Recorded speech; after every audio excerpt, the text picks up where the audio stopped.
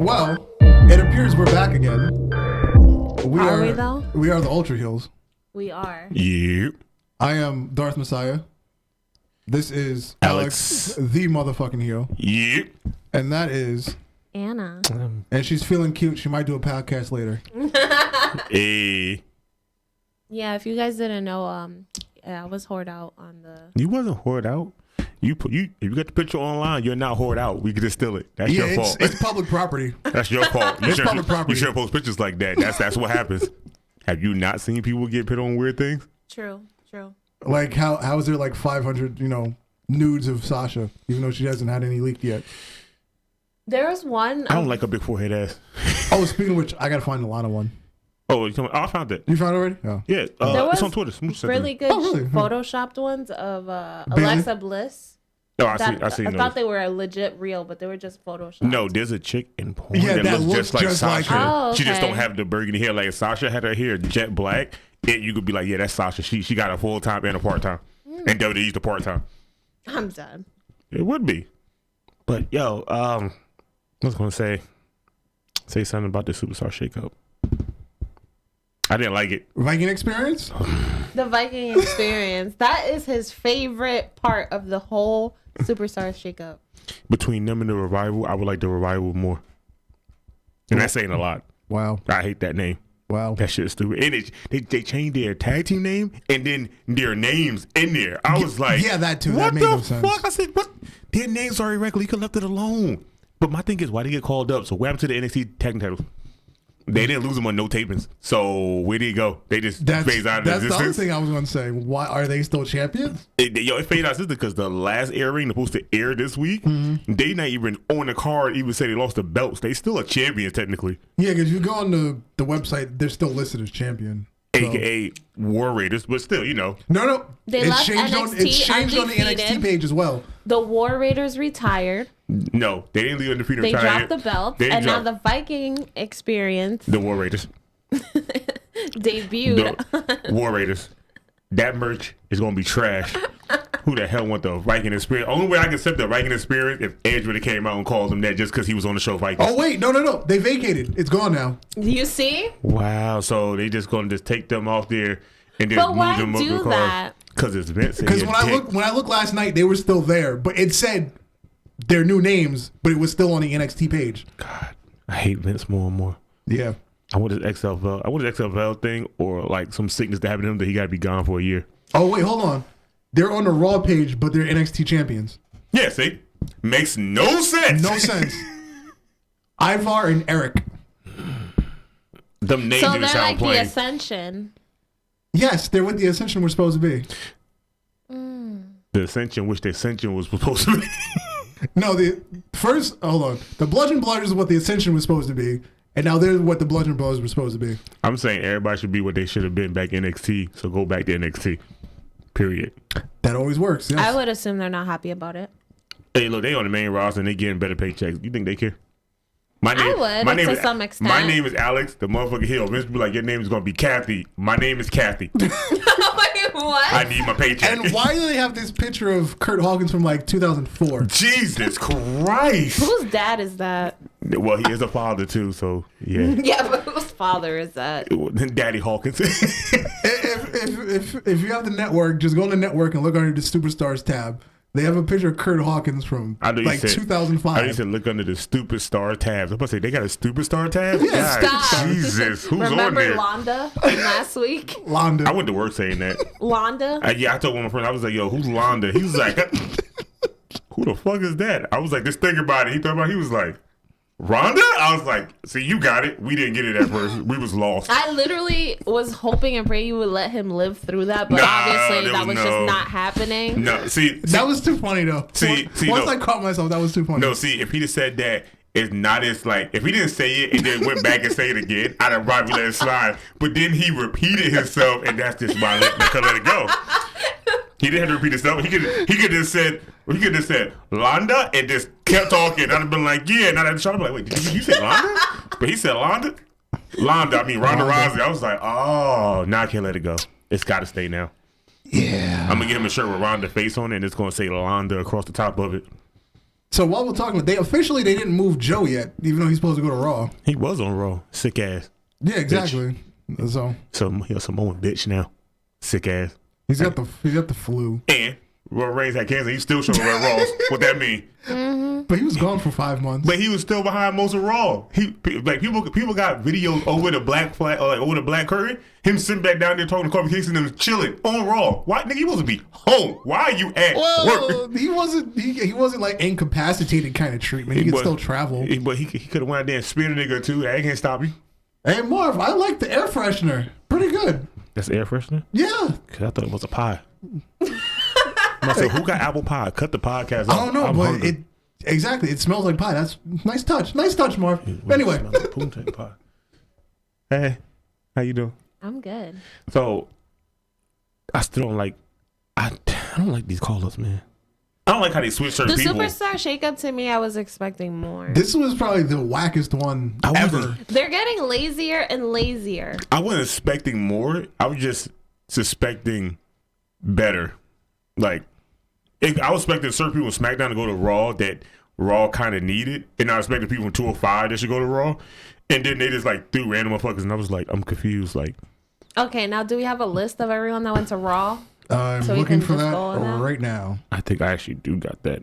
I think I liked a lot of shit earlier Because today. I did not save while it was happening, so I have to search now. You have to search now. Right now. Oh, You right can now, scroll right now. past all those memes of, I might do something later. Nah, we're not gonna scroll past those. We're gonna let those, rock. Well, Just a little everybody's feeling cute these days. longer. I'm not. I feel decent. I'm like, alright, you did, but no. Hey, I just had the list up here. Where did it go? I'm surprised I'm not dead from like this weekend. I'm surprised you're not either. Cause then I would call you and be like, "Where are you?" Dead. Basically, and then I'd have still bothered you until you came All back right, to here life. we go. To Raw. Lacey Evans, which was obvious. Nobody cares about her. The Usos jumped. Don't know why. Well, once Naomi jumped, you knew the Usos were coming with her. Oh, they announced Naomi first? No, they she didn't. was announced that night. Then Bailey came out. She couldn't call Sasha. Naomi was the person who took over. Oh, yeah, you're right. And I was like, yeah, duh. The Usos had to come with her. You know the Usos going. You know she was going. That's a trio. Yeah. Samoa Joe, Aleister Black, and Ricochet. We know Did they it was gonna really go wrong. matter though? They were on both brands anyway. Yeah, but now they stuck on one brand. Yeah, now now. they're stuck on one brand. AJ Styles is on Raw. I don't remember seeing this, but this site says Daniel Bryan's on Raw. No, I I don't remember seeing that either. Was that just like thrown in there after the fact? It could have been, but I don't remember seeing Because that. he's injured, I heard. Oh wait, yeah, I got the whole list too. Oh, yeah, you find a better list. I got the whole 'Cause list. That one looks shaky after that. Yeah, so the whole list is The Miz, Ricochet, Aleister Black, War Raiders, Viking Experience. Yes. War Raiders. We're gonna continue to correct Oh, you. Andrade and Y'all continue correcting me all Andrade you want. and Selena Zelina Vegas. Vega, Rey Mysterio, Eric Young.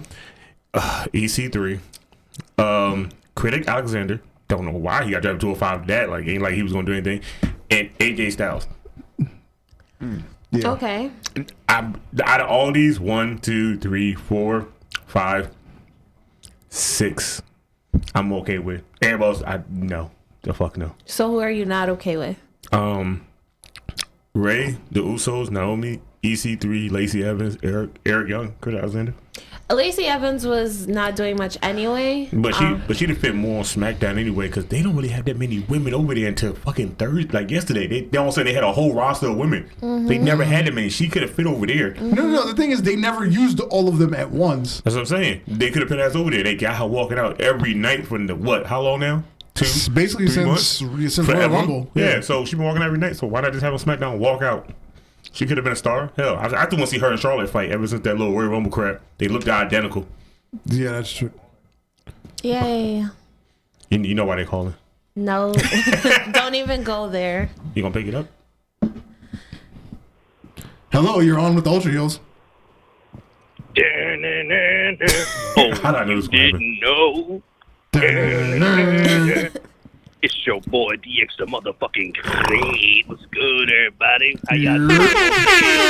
Hi, Dex. How are you? I'm chilling like a motherfucking villain. DX, yo. Good, Lollipop. DX, you know you got to stop doing the Road Dogg song because he don't even like kind of work there right now at the moment. Yeah, he quit. He quit. Nah, nigga, that's my song. It ain't his song. Mine. I I hear what you're saying. I stole that shit from him. I hear what you're saying. I put him in the ankle lock. He threw that and shake was right on like, the rolls, yo. holding ball game. Yeah, I heard about that crazy shit. That's nuts. But yo, I got a question for all y'all niggas. You Darth, you Alex, and Anna. I don't know why. See you over there. I don't say turning you heel. dark.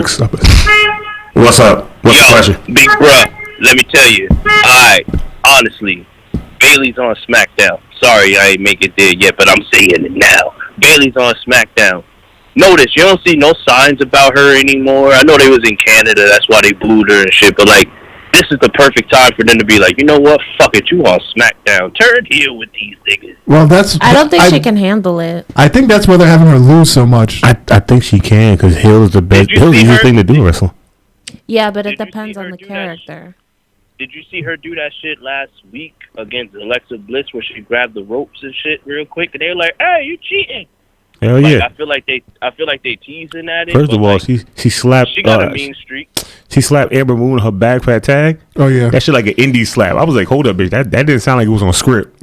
Yeah, Sasha went to your call, so you just mad at everybody. Bailey back on her shit, my nigga. Like, cause when she was in the Indies, she did a little heel work. That shit was tough.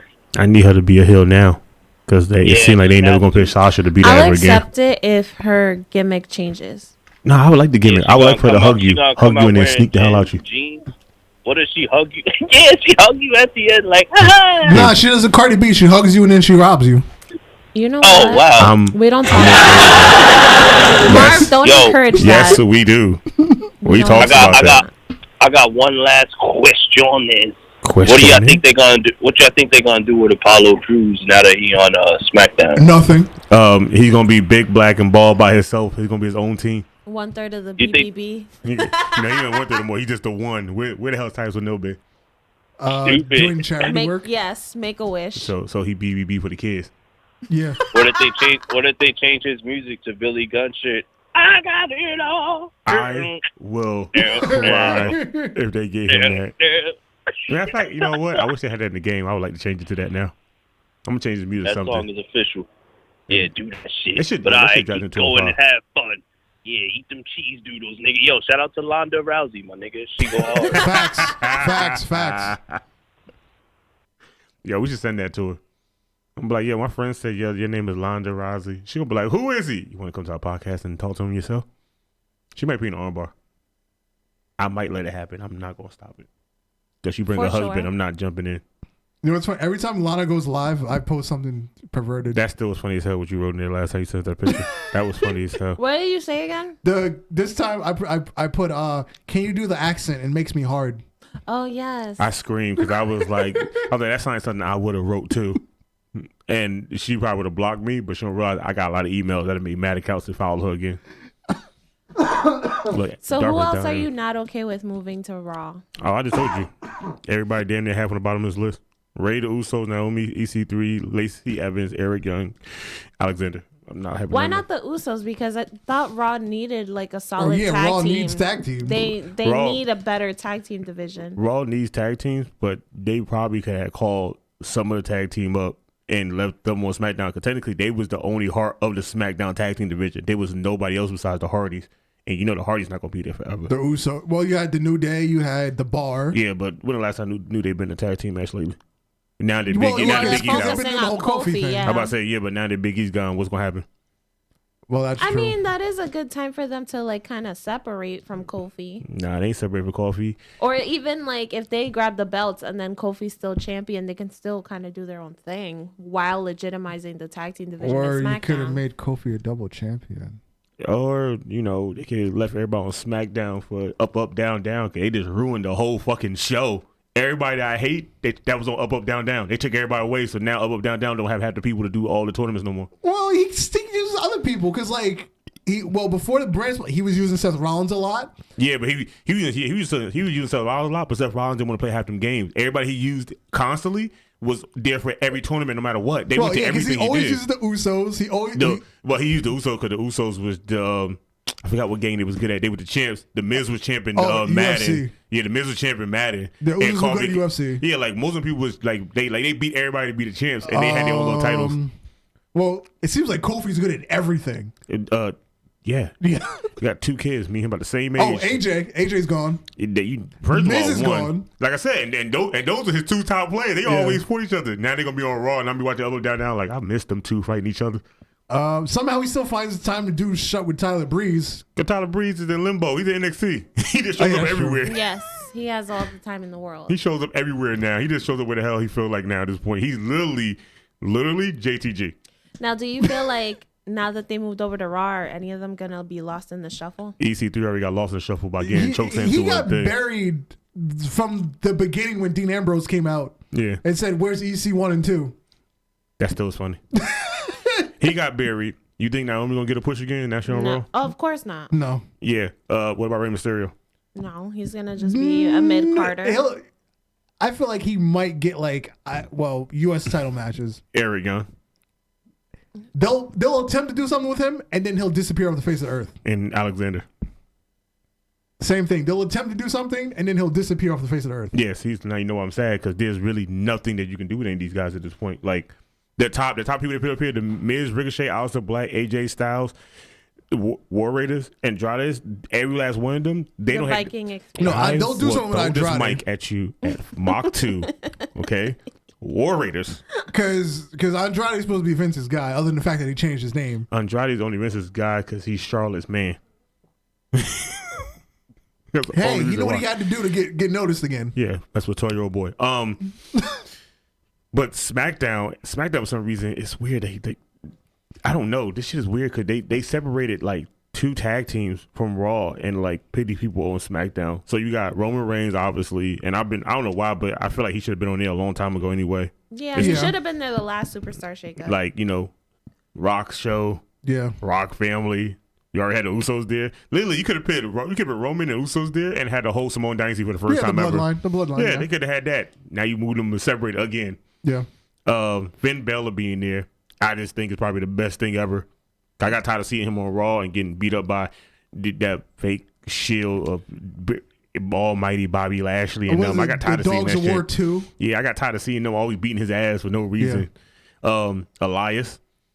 I just think it's gonna be funny over there because he ain't gonna have no long time to do no segment of playing music now. He only got 2 hours, so I mean he probably gonna have like a 5 minutes. Well, if he's gonna do the same thing, it doesn't matter. Yeah, but on Raw it still was good for a moment. At least you got to hear him play some tunes and get ready to sing some songs. I still think he should do do a quartet next time, and maybe he should play the bass guitar as well as the regular guitar, the piano, and the drums. I just want him to be like Prince. I want him to play every damn thing. Yeah, I'm okay with this. Yeah. We got Bailey. We got Amber Moon that I don't know where the fuck she was at for a whole minute, but she just showed back. She was in the back. No. Doing nothing. JTG, huh? Yeah, she was JTG. Kyrie Sane, she don't speak no damn English at all, so it's gonna be weird. Paige is their manager all of a sudden. Yeah, well, they got to give her something. She for what? She's the manager for of them. Asuka and Kyrie Sane. She's their mouthpiece because neither one of them can really speak good English. You see how bad Asuka speak English. She yells everything she got to say at close range. Like if she don't talk, Shinsuke is the only dude up there that can actually. Now, whose idea was it to put these 2 together? Because they didn't want to bring up Io Shirai. Technically, Io Shirai, Kairi Sane, and Asuka all was a team in New Japan. Yeah. They all was a team, so they used to each other. So they've been a team. So just putting them back together don't mean so nothing. They broke up the Sky Pirates to put her with Asuka. And then when they bring they're gonna put their ass all back together. And then guess what they're gonna be? They're gonna be like Lucha House Party, but Asian. I don't care what nobody say. Everybody kiss my ass. Anime House Party. There you Goodbye. go. Hentai House Party. There we go. Hentai House Party. Lyle Sullivan. It's weird because they had him on Raw countdown thing on WWE. You go to Instagram, they have Lyle Sullivan on Raw, and you look at SmackDown, they have him on SmackDown. I said, so what the fuck is he? Is he a free agent like John Cena can go between both brands? Because they never stated which show he's gonna be permanently on. He's on the Raw one and the SmackDown one. He still has time to. Now here's the funny thing. Though. Look at all the people he beat up in the last 2 weeks. It was the Hardys, Kurt Angle, Ray, and then R-Truth doesn't fit in that group of people. R-Truth been there long as the motherfucker, so he do fit That's in there. true. That's Yeah, what but if you look at the he's not going at the star legends. power, Look at though. the star power. I'm gonna say he's not going at the legends. He's going at the Vince's boys, and R-Truth was one of Vince's little like favorite black dudes. They be in the back chilling, laughing together about random shit. Vince was like, "Hey, you want to see some funny? Go out there and just beat him up. You gonna come back here? You gonna be mad, but we gonna laugh about Has it." Vince called R-Truth a nigger? He probably have, and R-Truth probably called him a cracker probably once or twice. That's why he probably be. That's why they probably so cool. They probably got that out of the way already. Booker T didn't like it, so G.I. Bro wasn't gonna let it fly. And Titus O'Neil didn't let it fly either. First of all, Titus O'Neil should not be grabbing the balls like that when he walked by. That's his goddamn fault. He was making sure the lady walked by first. The man signs his check. You don't touch him. It was his daughter. You don't touch him. Okay? This is the man who's going to have an incest storyline with his own daughter. You don't touch that man. Twice. Can we just leave that Twice. in the past, please? First of all, They did it twice. You can't even pass because even Stephanie talked about it. When did she talk about it? It was one of the WWE Network things. She talked about weird storylines, and she was like, there was one that me and my dad was supposed to.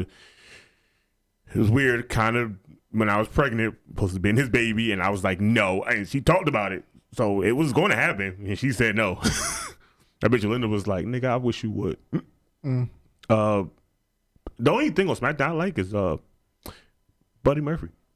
Oh, yes. Yes, that I like. I put a SmackDown. I was like, cool. Him, Ali, and Finn Balor. I would like to see that match because I know that's going to be a 5-star match in a matter of like 6 minutes. The only thing I don't like is that the same titles that were on SmackDown moved over to Raw. So I feel like the only real different title that they have to fight for is the Universal title on Raw and then the WWE Championship on SmackDown. Well, it seems like they keep moving the singles titles. Yeah, because they really are not relevant. For that, I agree that Finn Balor is better on SmackDown because he gets a better spotlight. But I would have rather him being kept on Raw, so those who are moving to Raw have a new title to fight for. They do. That U.S. title, and they got to try to fight Samoa Joe crazy big ass for it. Yep. Because as of right now, everybody they called over to SmackDown, only person really up there is the fucking biggest dude is Lars Sullivan. Everyone else is at this size right now, all the same like kind of weight size. Actually, you know what? I like Samoa Joe going to Raw because now he can do like a U.S. Open challenge. Just send him like low card guys and just have him choke them out every week. I just want to see him and Braun go at it again because Braun struggled to pick him up the first time. What are the chances of that actually happening? It's a good idea. It's going to probably happen. It's a good idea. It's going to probably happen because Joe hasn't done anything with U.S. title, and for some reason, every time somebody show up on Raw and they're big, like they're a mid card big name, the U.S. open title get opened up again immediately. But everybody else just won it. They tried to open it, but it ain't really been shit. Yeah, because they didn't do it with Rusev. They tried to do it with Nakamura for like 2 weeks. The only person that did it good with was R-Truth, and that lasted what 2 weeks too. Yeah, and that was it. So, because he wanted to live his dream and beat John Cena. Let's not talk about that. Even though he's older than John Cena by like 15 years. No, he actually and older he by was like doing 5. his moves in the ring too. He's older by 5. He's like 48. I was exaggerating. No, he about 8. Fuck Yeah, that. because R-Truth is like 48, 49, and Cena's what, 41, What? 42? How old is he? He's almost 50. We looked this up last time. R-Truth is like almost 50. Yeah, he's almost 50. Jesus Christ. He's old. But he still looked like he did when he showed up there as K Quick, Yeah, though. like he can still move with the rest of them, but Jesus. He can still move better than most of them because his knees ain't blowing out yet. Mm-hmm. But when that first knee go, it's over. For him. He gonna be home doing mixtape all day. Over. Now you gonna make me laugh. I'm gonna think about him being home doing mixtapes all day now. Oh shit. Yo, they broke up the Riot Squad and put Liv Morgan on SmackDown. Oh yeah, that's right. Yes. I was like, she about to be the jobber of SmackDown. Well, now. at least Carmella's not blonde anymore, so they can get away with it. Yeah, but still, they were better together. They broke up. Well, they were jobbing anyway. What's the big deal? Yeah, but they got called up as a group. They wasn't like Absolution. They Are was there better. still no significant heels on SmackDown? Oh yeah, we were talking about this before the show. Like, yeah, because you got Daniel Bryan. You got the Bar. I'm talking about in terms of the women, though. Oh, the women. Charlotte, and Charlotte, and technically might be Bailey. That's it. Everybody was, no, Mandy Rose and Sandra Deville. Oh yeah. You're right. And you're then right. our Iconics. Oh, There you go. I was waiting for them to do the pose. But aren't they on Raw? Remember they tag champion. They go anywhere. They're they everywhere go right now. everywhere. They're also NXT. Oh, I gotta do them for the memes. Pardon me. Oh. They also moved Chad Gable from Bobby Roode and put him on SmackDown. Yeah. So now he go back to doing nothing again, I guess. Apollo Crews, Mickie James got moved to SmackDown. But Well, she hasn't been on TV in months. I forgot about her. I know. She just been in the back. chilling. JTG in it. Anybody's in the back now. I'm just saying they JTG until they show back up on TV. And then it says Oates and Tucker. Who is that? I still don't know. That's Heavy Machinery. Oh, that's right. I forgot this was their name. So wait, they dropped that name? They dropped the tag team name? Oates and Tucker sounds like a cereal. It's another Otis and Tucker. That's the name. That's the name they're going by. Otis and Tucker. Wow, they're freaking renaming everybody. Vince It renaming sounds everybody. like a cereal. What you got? Oats and Tuckers? Yeah, it do sound like a cereal. It sounds like a cereal. I don't like it now. I just don't like it no more. It do sound like a cereal. Now it's going to be mad now. Every time I see them, they're going to be like, Oaks and Tucker, the gay. I'm yelling gay. They don't keep me out WWE. I'm getting kicked out immediately, and I don't even care. But that's most of the call-ups. And then they said that throughout the week, Raw is still going to get more.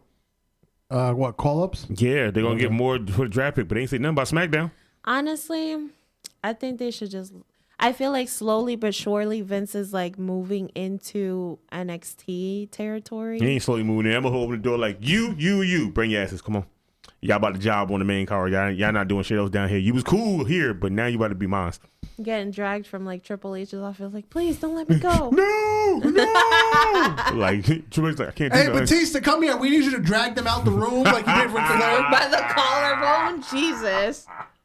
We know you're retired. We know you want to do movies, but we need you to drag these people onto the bus so we can send them to the main card. That's still funny. You dragged the shit out of it. Now I'm going to go home and watch that again, too. Because Rick was red as hell. I ain't never seen Rick Yeah, ever he that was like, red. wait, you weren't supposed to grab me there. Rick was holding this shit like, my nigga, my shirt is $200. The jacket is for. You rip this shit, I'm fucking you up once again. He just looked like he couldn't breathe. He couldn't. That damn top button was up here in his Adam's apple. He was about to die. Nobody realized it.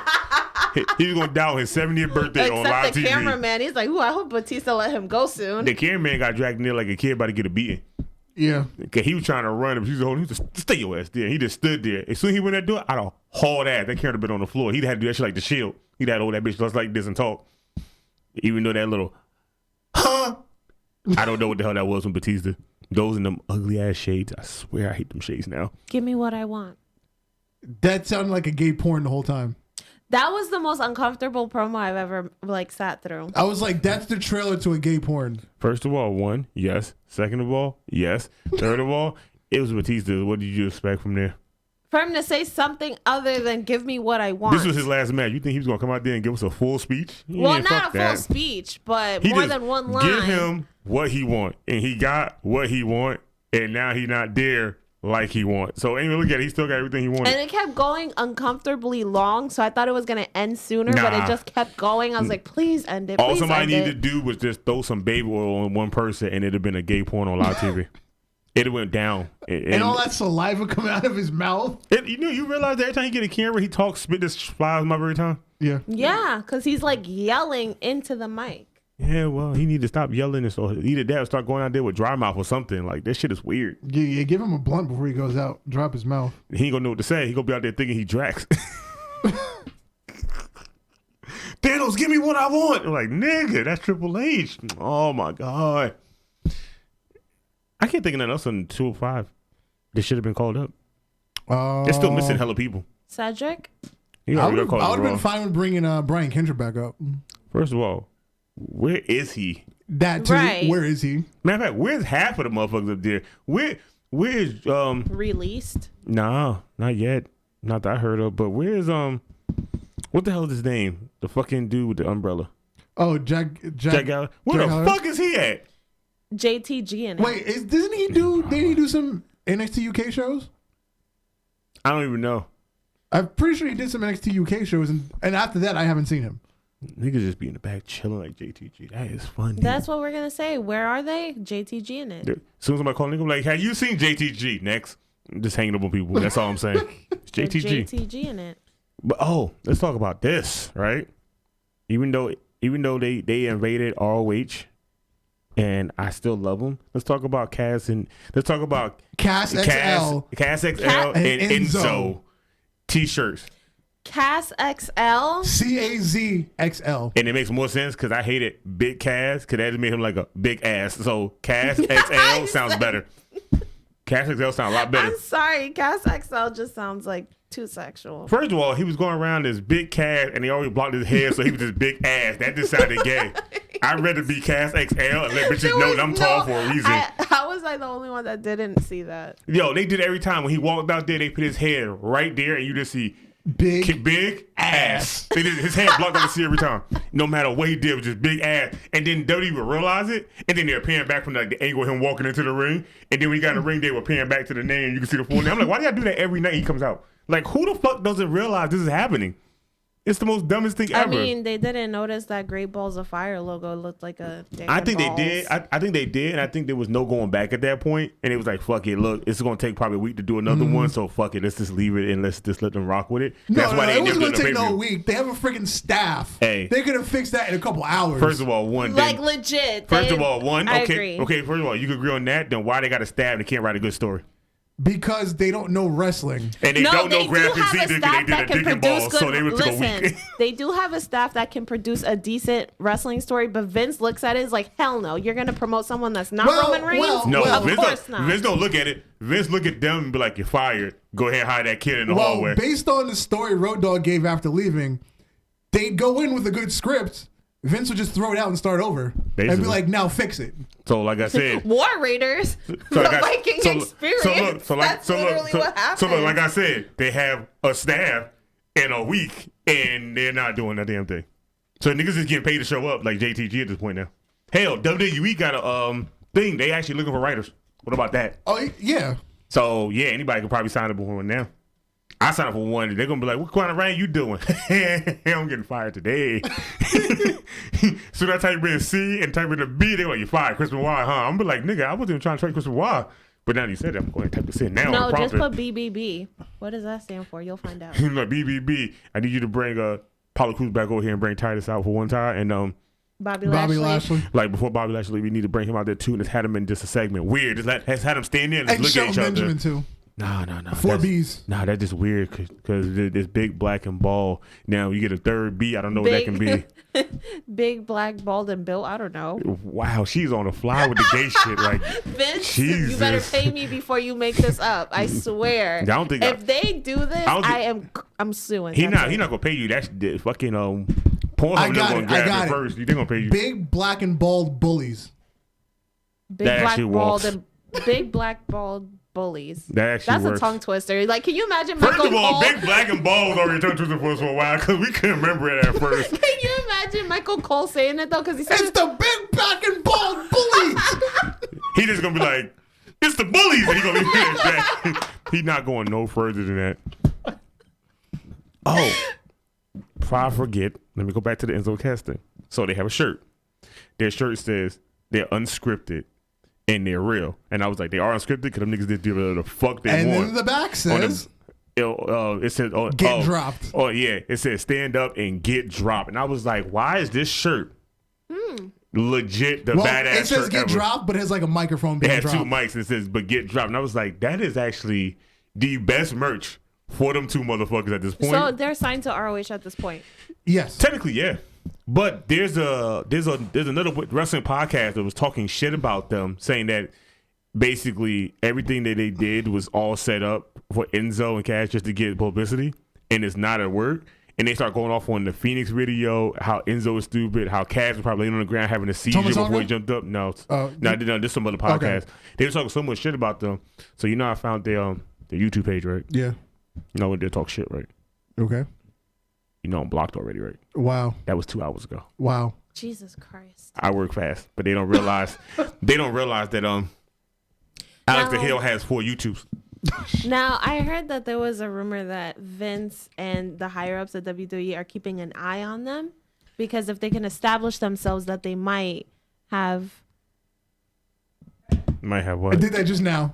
You have to be stopped at this point. You just have to be. Nah, he's not. But I feel like if they establish themselves, rumor has it that they might get invited back into the WWE. It's gonna be hard for Big Cass getting invited with their whole in the back shit with the politics like that. It might be hard because he rubbed too many people the wrong way already.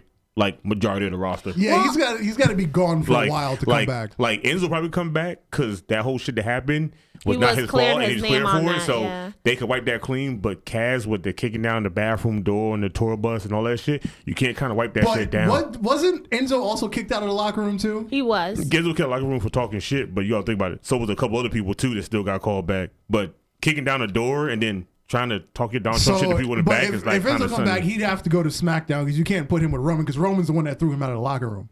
First of all, one, it's whatever Vince wanted him because Vince kind of liked him too. Also, like Yeah, he kind of did. Because And he was very fond of Big Cass too. Yeah, but you know, like I said, that politics shit fuck up the bag. Especially you talk about Donald Trump and the majority of the roster do not like that man, and you just trying to promote it constantly, and then the whole shit that happened with him and old girl, what's her name again? He was dating. Carmella. Yeah, that whole shit that happened with him and Carmella. Yeah, it's kind of a lot of people still don't like Cass like that back there. It's gonna take a while for him to come back. Allegedly he put hands on her, right? Yeah, and fucking Mark Henry and them stepped to him like they was gonna beat his ass. Like that's how bad of like a rep he got at this point now. Like he fucked himself up for the long run at this point. Like he's got to be gone a while to come back. He gonna be gone like Ultimate Warrior gone. Yeah. By the time he come back, he gonna be like 70 and he ain't really good. He ain't ready to go over the top rope. He just gonna roll in. Well, happen. if you think about it, if they establish themselves enough, you think Vince is going to care about the politics? He's going to care about the money. That's true. As of right now, Vince will probably care about the money, but if they go to ROH and they don't make the kind of money that they can try to make by themselves doing their own promotion, he probably won't bring them back still. Oh, of course not. He's not gonna bring them back because you can make all the buzz you want in the indies, but it's the whole point of can you get that name going the right way to get called back into them motherfuckers. They're like, look at the Hardys. Hardys was doing how much shit before WWE wanted them back? They was doing so much shit. They was so big at this point that you could not talk about the motherfuckers. The Enzo Cass got to do a lot of shit. Like they got to go to ROH and beat damn near everybody that's badass there and make a name for themselves. But they can't. They just gonna be a joke anyway. Look at it. Yeah, the Briscoes would just wrack them anyway. First of all, the Briscoes was trying to wreck them, but I didn't know. Well, I know Cass ain't got no hands, but I didn't know. I didn't know Enzo was kind of quick with them rights because he did catch Jerry Briscoe with a 2-piece and a biscuit and knocked him off his ass. And I was like, I'm surprised he caught him with that. I'm pretty sure the Briscoes and Bully Ray were holding back.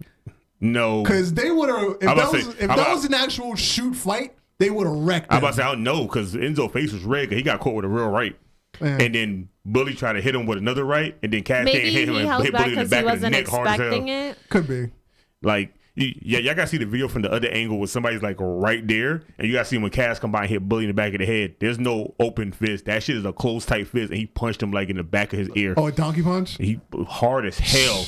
Like that shit was legit because you see Cass on the ground going, "Fuck you, you hit like a bitch." Oh shit! I was like, "Oh, these niggas was who the hell told them to go get for real?"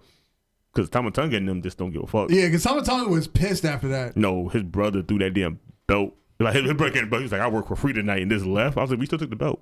Why you take the belt?" But Tama Tonga threw that bitch across the room. Now I heard that there were reports that supposedly Brock Lesnar might not be coming back. Yeah, but he just signed a new deal. He did just sign a new deal, but apparently something happened over WrestleMania weekend where he wanted to go on last, and being as though they promoted the women going on last, Vince couldn't do it because from a PR standpoint, if he would have listened to Brock, they would have had too much backlash to recover. He showed up late. He didn't make it in time for like pre-show. Well, like the technical stuff they do to like time the entrances or whatever. He didn't show up. He literally showed up like half an hour before the show goes on, and he was like, "Okay, I'm going on last." Yeah. So and then Vince said, "Never mind, you're going on first." Well, he left right after that. Oh yeah. Pretty much he made Vince make him go on first because apparently he was standing at the entrance and he was not willing to move until he put him on first because he wanted to go on last. So he had no choice but to make them go on first. Yeah, it made no sense anyway because as soon as he lost and Nate walked to the back, they said Brock was already in the plane gone already. He left. He wasn't even there for the rest of WrestleMania, so it made no And apparently he cursed out Vince really bad. And too bad he couldn't throw the belt at him this time. Yeah, so like who gives a fuck? Vince still gonna call him back regardless because he's his cash cow. Yeah. Vince need him. I think Vince would bend over like. Now, does Vince really need him though? Because we can what's going to happen survive is without Vince is going to send him like 10 cows or whatever, a couple pigs, 10 cows, a mule, and couple pigs, and be like, "I got the 2 mountains behind your house. Those are yours now. Bought the mountains for you. Here, I'm going to send you to Russia. I'm going to get you some guns that you can just shoot. You know." Yeah, like That's Vince cash cow because he can't get The Rock to come back all the time. Definitely can't get Stone. Yeah, definitely can't get Stone Cold to do it. He can't get none of the people that he can. You know, Undertaker comes whenever the fuck he feels like it. Well, so allegedly Undertaker's booked for the next Saudi Arabia show. Yeah, but you know, I said, he only shows up when the fuck he feels like it. But I heard Vince, because of all that, he's not booking Brock Lesnar for the show. He was originally scheduled for it, but he's not no more. I'm gonna say Vince did that many times, not book Brock for shit, and then Brock showed back up and be champion again. Because apparently they get paid a lot for going to Saudi Arabia, and I didn't know that. Yeah, well, Brock gets paid a lot for it. I'm about to say yeah. Undertaker gets paid a lot for it. Triple H gets paid a lot for it. Everybody else just get a regular paycheck. Well, yeah, but being as though that's one of the biggest paychecks he can get, he's not scheduled for it no more. I'm about to say I don't think that would hurt Brock at this point because eventually people are gonna want Brock. And then Vince not even gonna give a fuck, and he gonna bring Brock back like he did every other time so far. So it's gonna happen. You have your own employee throw a belt at you, and you call him an asshole instead of you getting rid of him. Can you imagine if you're like Titus O'Neil looking at that? He's like, "You throw a whole belt at you, bro. You throw a whole entire belt, and I just did this, and I almost lost my job." First of all, Vince look at him and be like, "Hey, so where your merch at, and how's that selling?" And Titus gonna be like, "Touche, bitch, touche." But I work with kids. Can Brock say that? And he gonna walk out. He gonna be like, and you spend it for 60 days. How about that? Now go see them kids. I feel like Vince would be a dick like that. He'll say him to go see kids. He be like, you want to make a wish? Make a wish and go home. How about that? Stop. I feel like he'll do Titus wrong. Titus be home with his kids on Instagram like, this is bullshit. Hate this man. But he gave my paycheck, so I still show up next week. Like, literally, right now, Titus O'Neil is David Otunga. I forgot about They just use him wherever they can. You know David Otunga being less used. David Otunga is the JTG of commentary. He is. Technically, he is JTG of commentary, but he's their top lawyer for the thing. Yeah, I know. He has a behind-the-scenes job, yes. Yeah, he's still trash. Build the shit. Trash is motherfucking around. Yeah. It's weird that he was on fucking I Love New York. Yes, He was. I forgot what you called that nigga. As soon as I saw him, I was like, he could be a wrestler. Motherfucker showed up at fucking Nexus. I said, ain't this about a bitch? I called this shit way before I knew this nigga was. Mm-hmm. Still trash. Mm-hmm. That's sad. He was trash on TV show. Trash. What was he, a 2-time tag team champion?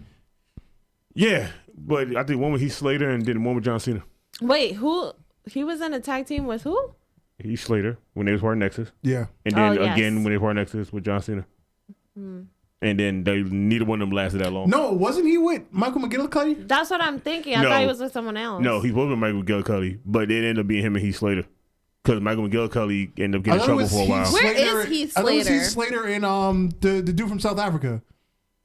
Don't talk about that man. He JTG in it for real. Like on some real shit, he's like gone. He literally be in the back. When I kind of got their new belts, he was in the back with Drew, remember? The WrestleMania at the Hall of Fame. After Shane and Davey Boy Smith and Ronda Rousey's husband beat the shit out of the dude in the ring, Heath Slater's walking back and forth and. Are you serious? Yeah, Stop playing. You gotta watch it. He walks over there and looks at them, beat him up, and he walks over there and he looks at Brick, go, you all right? And he walks back over there and look at him. It was him and Drake after the melee. Him and Drake Maverick just walking back and forth, huffing and puffing in the ring. Watching. Because it was Shane, Davey Boy Smith, and Ronda Rousey's husband. They did all the hard work. They're the ones that did all. Well, yeah, at that point, if you're having such a delayed reaction, there's nothing but to like huff and puff back and forth. Oh, and freaking dude from Revival that just and the dude Dash dropped. Wilder? Yeah, Dash Wilder. No flips, straight fists, knock niggas completely the fuck out. That's the only time you really like the Revival. And that wasn't even like he winded up. It was like he was just standing next to him and said, It probably felt good because he hasn't thrown a working punch in like how long? It's not even the fact that I like this. It's the fact that it happened so quick that I thought he went to hit him in the gut and he fell. But then when I slowed it down, you see him hit him directly in the face and then he falls. I was like, that was so fast. I couldn't even tell that shit happened. I give him that one. He got that quick ass punch off. Yeah. But anybody else? Nah. Still hate the Revival. This shit don't change. They never be the best tag team in time and space ever. That's the Hardys. I know. So they never be the best tag team. Oh, so what do you guys feel about the Bray Wyatt puppets that come out the box? Fuck that shit. What else happened on SmackDown? What? Y'all don't like the Bray Wyatt puppets? No. I don't even know y'all anymore. I don't like none of that shit. Just come the fuck back out. That's Fuck all what that I'm shit. saying. The like, buzzard? You don't like the buzzard? Nigga, the only buzzard I like is Raven, and that motherfucker don't have no buzzards and no more, so fuck that. I don't want to see that. He taking too long. He fuck, just needs to come back. fuck like, all these toys and all that shit. He Your coulda came girl back. is pregnant. Bring your ass back now. You need to start working, exactly. And He already got kids. all right, but He got- still, I think he's he got gonna 2 have kids. more 3. kids. Oh, he's already got 3. Damn. Yeah, this makes 4. Oh. Still So not pull Yeah, out. he does need to work. That's child support. yes, exactly. And alimony. Why did you jump? I don't know. But I didn't plan on dropping it. So The just kind of dropped. wouldn't you think that the Superstar Shakeup would have been the best time for you to say, "Hey, this guy's back," Literally. instead Bray of the shoulda came freaking back. puppets? All you had to do was bring him back, and you would have got the pop you needed. Watch him just randomly be in the Money in the Bank match. Fuck those 3 little video venues and nothing that made no damn sense. Like them shit, like they took them shits down Not in every Tribulation of superstar basement with the kids toys. comeback needs vignettes. All you need to do for some people is just throw them out there. Well, some people shit do need vignettes. Like Love Sullivan should need a vignette because we just knew he was gonna Yes. be there and he didn't never get nothing. He Yes, just he showed should up. have needed a like vignette. he needed a vignette of him just whooping people ass on NXT just for the hell of it to see what he was doing. They just showed a picture of him and they were like, he's But coming. And then we Bray didn't see this Wyatt nigga. is established enough to where you could have just had the lights go out, have the buzzers come out, and just have Bray Wyatt. Fuck that. All I need to hear that da, and they could just be dead sounds like Dolph Ziggler and I would shit my pants. I would never care about nothing else. As long as he get on the mic and talk, I'm okay. But this whole little buzzard, little rocking chair, little light up house, I already watched The Conjuring. I don't need to see that shit again. I already saw the Randy Orton and Bray Wyatt match. We said we wasn't gonna talk about that no more. The House of Horrors. We said we wasn't Yes, gonna talk the about The that no more. House of Horrors. Horrors or the lighting with the bugs. We said we wasn't gonna talk about these anymore.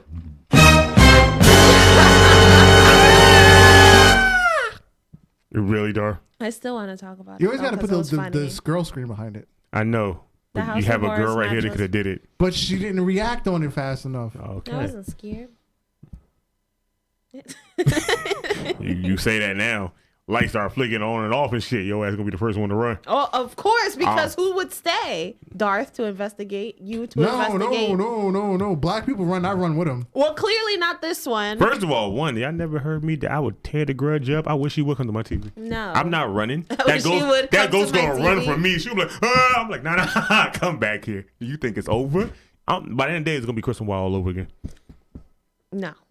I don't investigate shit. I run the fuck out. See, You back in suck. high school, we had this thing. It's called Follow Moses. My one friend, Chris, he never got in trouble for anything. Was he so if white? you saw him walk away from something, you followed him. Wait, Was he white? What was the process? Wait, that, hold up. What was he white? No, he was black.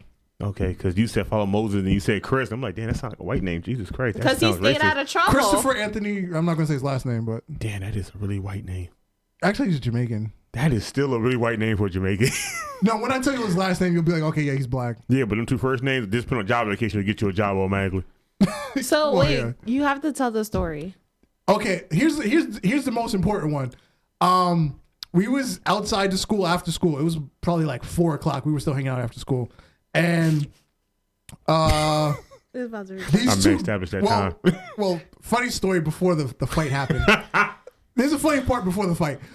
My boy had gym the last period of the day, right? So he's just walking out this building. He's got like his jeans halfway on, but he still has basketball shorts on. His belt is just dangling. So this girl steals his belt, and he's trying to snatch it back. They're playing tug of war with the belt, right? He yanks it super hard. He kicked her in the gut and hit her with a stunner, right? She was out cold. Oh Out cold. my God. Anyway, You sound like a cool dude now. about half an hour later, said girl that was laying on the ground, some girl she was beefing with came by. They start scrapping. Teachers come out. Truancy officer comes. And meanwhile, Chris is down the block. Away from all the shit that just started. Wow, he's black. Meanwhile, everybody else is trying to scramble. And he's the only one that didn't get in trouble that day because he was down the block. Wow. So from that point forward, it's follow Moses. Chris is Moses. That's a smart tactic though, because And it, that did pay off when we set up that fight between the other 2 kids on the day before Christmas, 2004, 2005. I'm mad he talking about fights that they set up. Like that's no, but crazy. you know what? We set Have up a you bunch of ever fights. been in high school and then the one day you're absent, that's when a lit ass fight breaks out? Man, I went to Kennedy. I hated that. Man, I went to Kennedy. There was never no such thing as that you miss a day of something I went to happening. tech, Something so happened that was every rare. damn day. I went to tech, okay? That was rare. Marv can agree with me on that. At Kennedy, you missed a day. The next day you showed up, there was something still happening. You never missed ever, ever. Like, oh, speaking of that, one day I'm walking down the hallway. I'm about to say what's up to one of the thugs. He's like, "Yo, not today, homie." And he just pulls the burn out of his locker and starts walking down the hallway. I'm like, "I will see you later." what school did you go to again? Hackensack. Yeah, that sounds about some shit you burned down to the ground. I went to tech, so like those fights were kind of like really rare. So if First of all, did y'all have cops up there? Yes and no. Kennedy had cops. We ain't had no security. We had cops. Like, if you got in a fight, We you had, went like, downtown. How about regular this? security. The truancy officer was my cousin. Dude, the woman that ran security in Kennedy, that was my cousin. So I never got in trouble. Well, correction, he wasn't my cousin. He was married to my dad's cousin, but they got divorced. That's some black TV show shit right there. That's like some soul Yeah, food it type sounds like shit. I missed a whole lot. Yeah, Because you did in a matter of a second because the way you looked when at me, I you tell was people like, like did I I had miss the like a episode? whole like athletic center, like it was a different building for just athletic stuff. They're like, yeah, you grew up like privileged. You did. Real privilege. I had to do swimming for school. Oh, you for, were like, definitely gym. privileged because Wow. Kennedy ain't got no goddamn pool. We so, had No, we had a like, swim team. We had a Dance Revolution room. first of all, Oh, one. also, swimming was a gym class. You Yeah, could pick it swimming for- was a requirement. No, for no, us. it wasn't a requirement. It was just like it was an elective. Basically, you could just pick it if you wanted to. Let me tell y'all something. Fuck both of y'all schools because we ain't had it. Yeah, I had a whole like Dance Revolution room, and then we had like a pool table. We had what 3 gyms in our school? Mm-hmm. There was 3 gyms. Yeah, 3 gyms, a swimming pool. Then there was the athletic building for like football, soccer team, whatever.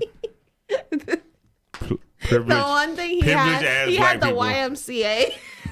Oh no, we had a gun club in Kennedy. They I shoot would guns. assume so. But no black people was on it. It was only Spanish dudes. It made it more weird because I didn't know about it until I graduated 2 years after. Oh, we had a golf team. We had one of those too. Didn't know we had that either. We had golf team. We had lacrosse, boys and girls. I think we had a lacrosse team. Hell, we had we had an archery team. Didn't know that. Oh, till I we had got that there too. We had that too, I was like, yeah. where the fuck was all this shit at when I Yeah, was no, here? I Y'all didn't niggas have know I would that. have been a We badass. had a I'd have been out golf there Tomb team. Raider and shit. I'm pretty sure we had a golf team. I'm not too sure. Let me tell you. Let me tell you what we was good at though. Oh, we had a bowling team. Okay, y'all was super privileged. Fuck y'all.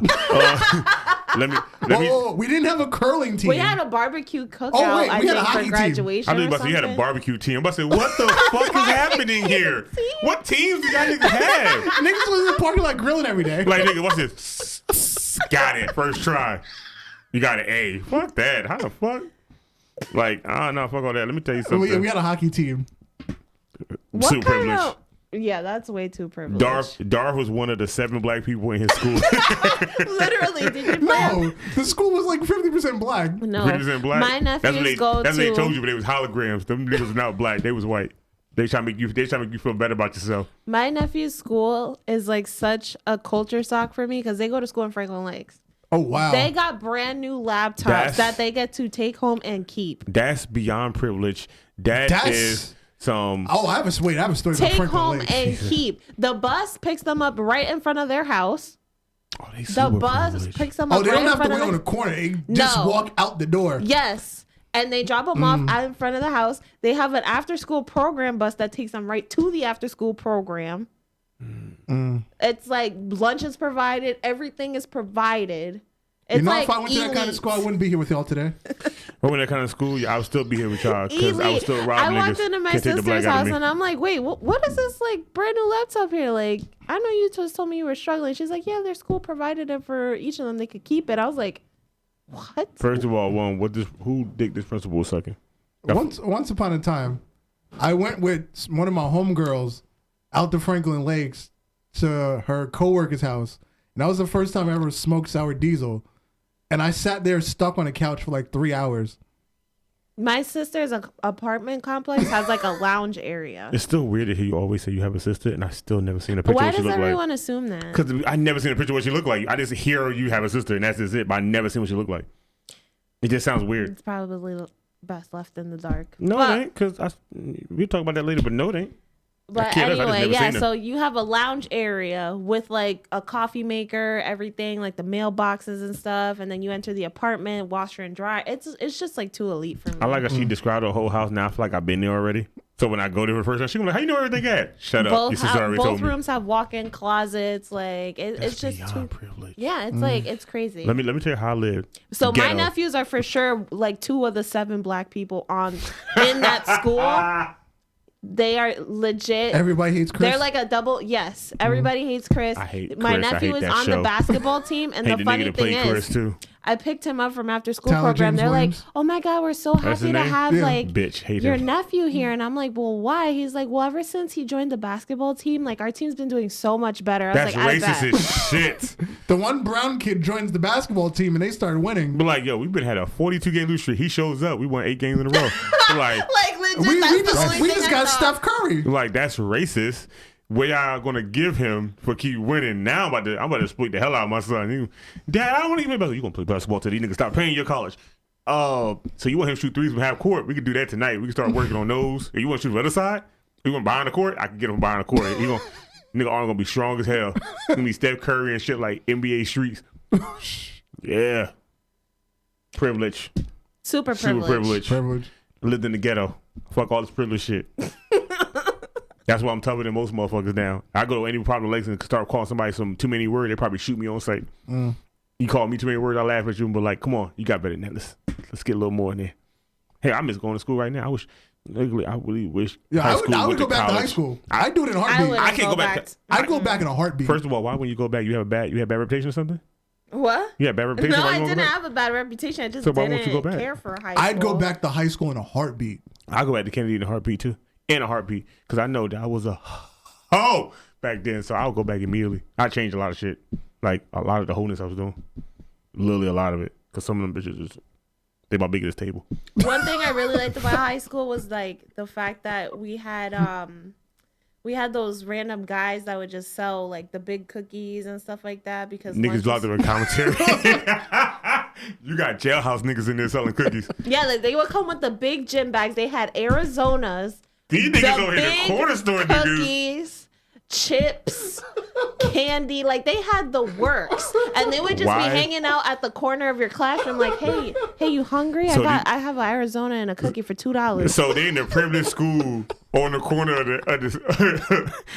the like hallway, selling all day on the block. Like they was already entrepreneurs before they was. Yeah, because there were some people that had lunchtime at like 10 a.m. So from 10 to 3, yeah. So from like 10 to 3:30, or even if you had school after, you were hungry. So they came in real clutch around 2 o'clock. I was never hungry because I always ate shit in class. Like I'd be eating a sandwich in the middle of first period and eating a full in my sandwich. school, people would go to the bathroom. They'd go outside, go across the street to Gio's to get some fries and come back to class. No, we wasn't doing all that. First of all, there's nothing like that why the fuck we was at. Because we had colored IDs and shit like that. Like, it was just... Sneaking out of this school was like trying to get out of Oz. Literally, like, it was getting out of jail. We were the most privileged because they didn't lock the doors. You just go in and out as you please. First of all, Kennedy was never privileged. You know why? We was cool security guards. We was like, hey, we going to Burger King. You want something? Bring back a burger. Open the door, let us leave. We come back. Open the door, let's back inside. Nobody never knew we was gone. As a matter of fact, for like, because there was 2 buildings, so you had to literally leave one building, go across the street to the other building to get in. Oh, that's like Panther downtown. Nigga, I'm going to the gym that's in the college. Yeah, all right, nigga, I'm going home. I'll be back at 3. Because like, if you had like science on the 3rd floor on the one side, and then you had history in the east wing, you had to go down the stairs, out the building, cross the street, down the side of the building, and go in the back. This sounds like a whole fucking lie. I'm going down the stairs, outside the building, get on the bus, going to fuck home. You can fuck that class. I'm just gonna fail. The only thing good about Kennedy was all the niggas there, we was ghetto as hell. But when it came to gym time, our gym room for the boys like was big as fuck. Yeah, nigga, we in there clotheslining niggas catching RKO. We in there wrestling hard. You guys had driver's ed class, obviously, right? Yeah, okay. Well, you didn't have driver's ed like sophomore year? We had driver's ed, and then we had a cool teacher. He was Irish. He actually sounded like Finn, but he was ginger as shit. He was cool, and then they let him go. And I was like, he was doing a good job. I guess you do a good job in Kennedy. You can't work there no more. Because they got to pay you too much? I guess you teaching kids some shit they shouldn't be learning. Because he didn't teach them how to drive. He gives answers for the test. The one day I'm sick, I'm not there to take the damn test. Everybody else passing my class but me. Niggas, I think I got a 92 the first time. There's some niggas I know right now that can't drive. Exactly an 80, like what you needed to pass. Yeah, I got like a 90 or a 92 the first time. Let me tell you what I got. A 0 because you weren't there. I was sick for a week. When I came back, nigga was no longer there. They had some dick that was like, oh, we got a whole new test. He get an answer with the other one. I was like, this nigga here. Well, I guess I'm never driving now because he gonna fuck me over. I failed like the first hour into my test. I was like, yeah, I'm just gonna just say fuck this. He made that shit hard. Like the test at DMV is not even that hard. No, see, that's the thing. Our school, they only gave you the DMV test. Yeah, they gave so then they just gave you a voucher to go to DMV and get your permit. Yes, they gave you the little blue slip, and then you turned that in for your permit. Let me tell you something now, because this is funny, because I remember this really vividly. So, right around 9/11, before 9/11 happened, my brother was going to do my written test for me, because at DMV in Wayne, you had to go through one door, out, and go to another door. There's no cameras, so anybody can just go to your test and just come back with paper and you just go get a sign. He was going to do it. We was going to do it the next day, and 9/11 happened, and the security got beat up like a motherfucker there. And I was like, the one day that you get sick, the one day I can't get the license again. Yeah. Goddamn Taliban. Goddamn Patterson. Remember, they was here. Oh, yeah, that's right. Now, we can't.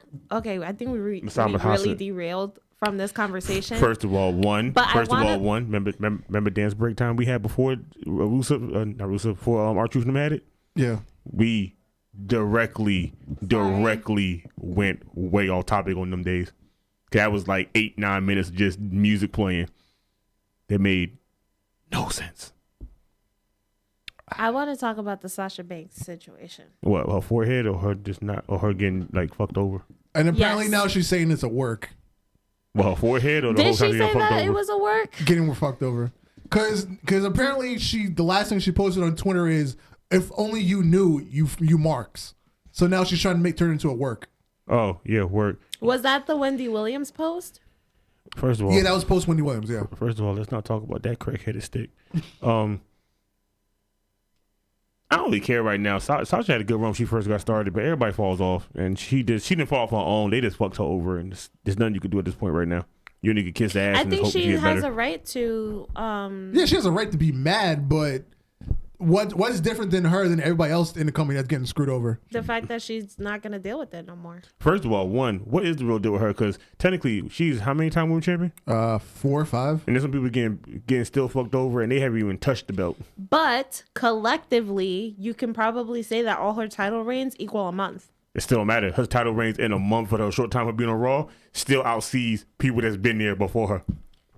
I still don't think that's like I would rather never be champion and not than have a shitty title reign. The last time Alexa Bliss lost a title, she was champion more days than she wasn't. She was champion for like 300 something total days, and she'd only been on a roster for like 400 something total days. Exactly. Yeah. So I'm at this point. I'm like how Zack Ryder and Kurt Hawkins and them all are. Your main focus to be a wrestler is to make it to the main roster and make it to at least WrestleMania. A title is something that's given to you for working hard, and if you want it. But most people will come in, they'd be like, yeah, I want to be WWE champion, but I really kind of want that WrestleMania moment. So when you go look at the video, you see me forever. I just want and now that. Zack Ryder has 2 of them. Yeah, like Sasha don't need that. Sasha went from NXT having a 30-minute Iron Man match and all these good matches, came to Raw, became a women's champion. She beat Charlotte more than Becky and fucking Bailey. She did good matches. The only bad thing about her was that team bad shit. That shit was trash. Well, they all knew that. Yeah. That was super bad. But like at this point right now, to me, Sasha did a lot more than Becky and Bailey. It's like her and Charlotte was like the top two in that shit back and forth. She did a way lot more. It's just that sometimes shit just happens. Like, you got to think about it. There's been some people on the roster that was flying high for a good second and got shot down, and but you got to look at it from this perspective too. Her and Bailey were going to Vince McMahon's office every week begging for those tag team titles, and what she wanted for those tag team titles was it for the fans to care about it. And how do fans care about a title is if they have a long legitimate reign, and then when they finally lose the titles, it's something significant. It's a prop. Yes, it's a prop. Well, it's a prop in a way. I wouldn't say completely that it is though. I about to say technically them going to Vince about it ain't Because really if nothing. it was just a prop, then what was the point of Kofi getting it then? Because if it's just a prop, why does it matter that Kofi gets it? Oh, because he's the first black born American to get it. Then you have to look at it from Sasha's perspective too. They're the first 2 women's tag team champions, so why would you not hold that dear and try to make it as legitimate as possible? Because it's not really Vince's call. I thought it is Vince's call because he was the only one that didn't want that. He didn't care for the tag team titles for women. But he should, because they was a part of WWF way before. They discontinued them, but they was there longer than the WWF title. Mid 80s, right? Yeah, they was there longer than the WWF title. Hell, the WWF title got remade 4 times before they even got rid of that title. Hell, they didn't even get rid of it. They just dropped one belt and made it the women's title. Mm-hmm. That women's title is the women's tag team title, and that got more lineage than anything that WWE has before at that point. But Vince just didn't give up with women. Stephanie did. Stephanie got the shit's goddamn done. Triple H is following it, but at this point right now, like, it's good to have it, but it'd have been better to have that before you had the brand split. When you had, a roster of like, I don't know, all 40 women on one show, so you had multiple tag teams, not give them one belt, and then you go to Raw, you go to SmackDown, you go to NXT, but you're not going to ever see none of these so-called good teams put together. You're going to see this mismatch people get thrown together, like how Rusev and Shinsuke got thrown together for a tag team to be buried just because they got to write that storyline. Like, actually, if you still look at it, Sheamus and Cesaro just randomly got thrown together, but it worked out. Yeah, it did work out. But he thinks that that's going to happen for every tag team he just throws together. That doesn't work. That doesn't work. Like Sasha and Bayley, it worked for them because they worked together, but I really kind of want to see that feud that they started and they just squashed in the middle of it. Like, I wanted to see that more. They built that up to them all of a sudden being friends again, talking about these tag team titles. I was like, that's great, but y'all was just beating each other ass like 3 weeks ago. But how many times does WWE do that? They make you invest in a story and then stop. Yeah, it's hard to kind of why is invest Mojo in Rawley not yelling at the mirror anymore? I actually wanted to see where that was going. He did yell one last time, and it cracked, and the game was weird eye fracture shit, and that was the end of it. I don't think WWE can afford mirrors. Don't forget, they can't afford a lot of things. Remember, we still ain't got pyro except for WrestleMania and they Saudi spent Arabia. A lot of money on pyro. TNA can afford that tank for Shark Boy, WWE can afford First of all, they had a tank for Rusev. First of all, No. Shark Boy. They made a fish tank, a human-sized fish tank for Shark Boy. First of all, they could do that, but then look where Shark Boy at. He not even in the company. That was all his earnings they did. It was like, we can't pay you. Take your fish tank, go home. But if TNA can afford that, WWE can afford a mirror. TNA wouldn't afford that because that's probably the only thing they had. Their screen don't change. Although they probably just borrowed it from SeaWorld because, that's like down the road from where they... SeaWorld, so like we throwing it out. They're like, we'll take it. Just put it in the back like everything else we got back here. But I don't know. It's going to be weird and it's going to happen. She's going to be mad like everybody else because if she got the right to be mad, but Bayley got the right to be the most pissed. Of course she does. Oh, yeah, because she's taking the heat for it. Yeah, so Bayley got the most to be pissed. Like she's the Triple H of Well, I heard that they both protested it. So after they lost the titles, or they were kind of upset that they were losing the titles the minute they found out about it, because I think that was like a last-minute decision, them losing the titles. Apparently, they protested it. And I don't know how protesting in wrestling works or what the process is. Allegedly, Sasha was like just yelling at random people, and then they went and sat in somebody's office on the floor. That's some kid shit right there. Yeah. Mm-hmm. Literally just went in somebody's office and just sat on the floor. That was their protest. I don't know whose office it was, but that's what they did, allegedly. My whole thing is y'all lost to the Iconics, and y'all took a picture in the back looking all smiling happy. Yeah. If y'all didn't want to, y'all didn't have to. Nobody forced you to do that picture. Well, they're not mad at the Iconics. They're just mad at management. I know, but still, if you're mad at management, you want to go protest. Why would you take a picture with the people you had to lose the title to? If I had to match with Darth and I had to lose to him, you think I'm gonna take a picture with him and be smiling like I'm happy? Fuck that. No, I don't want to be bothered by him. I want to know why the fuck I got my belt. You're babyface. Why are you taking pictures with the heels?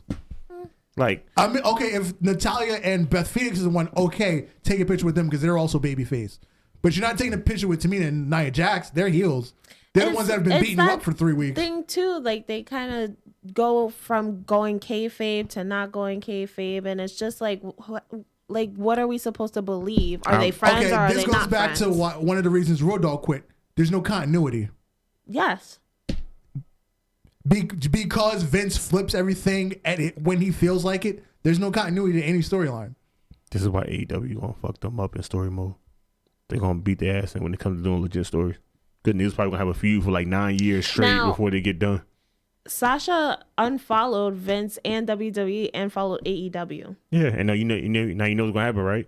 Now her ass gonna be not seen on TV for a few weeks.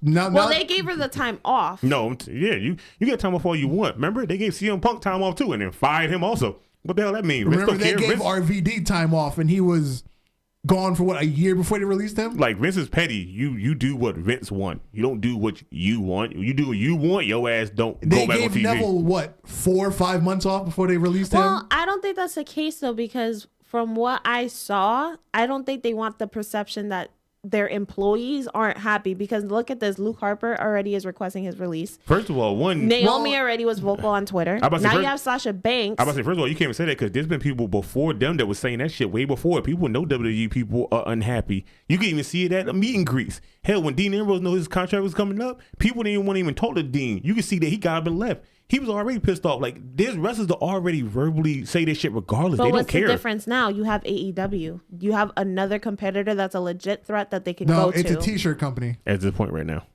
Until they get their show, even though they might get TBS or USA. You don't think that they'll be a legitimate franchise, though? Until they get a TV show and start doing real shows, which is already in the works. Yeah, but it's in the works, but it ain't happened yet.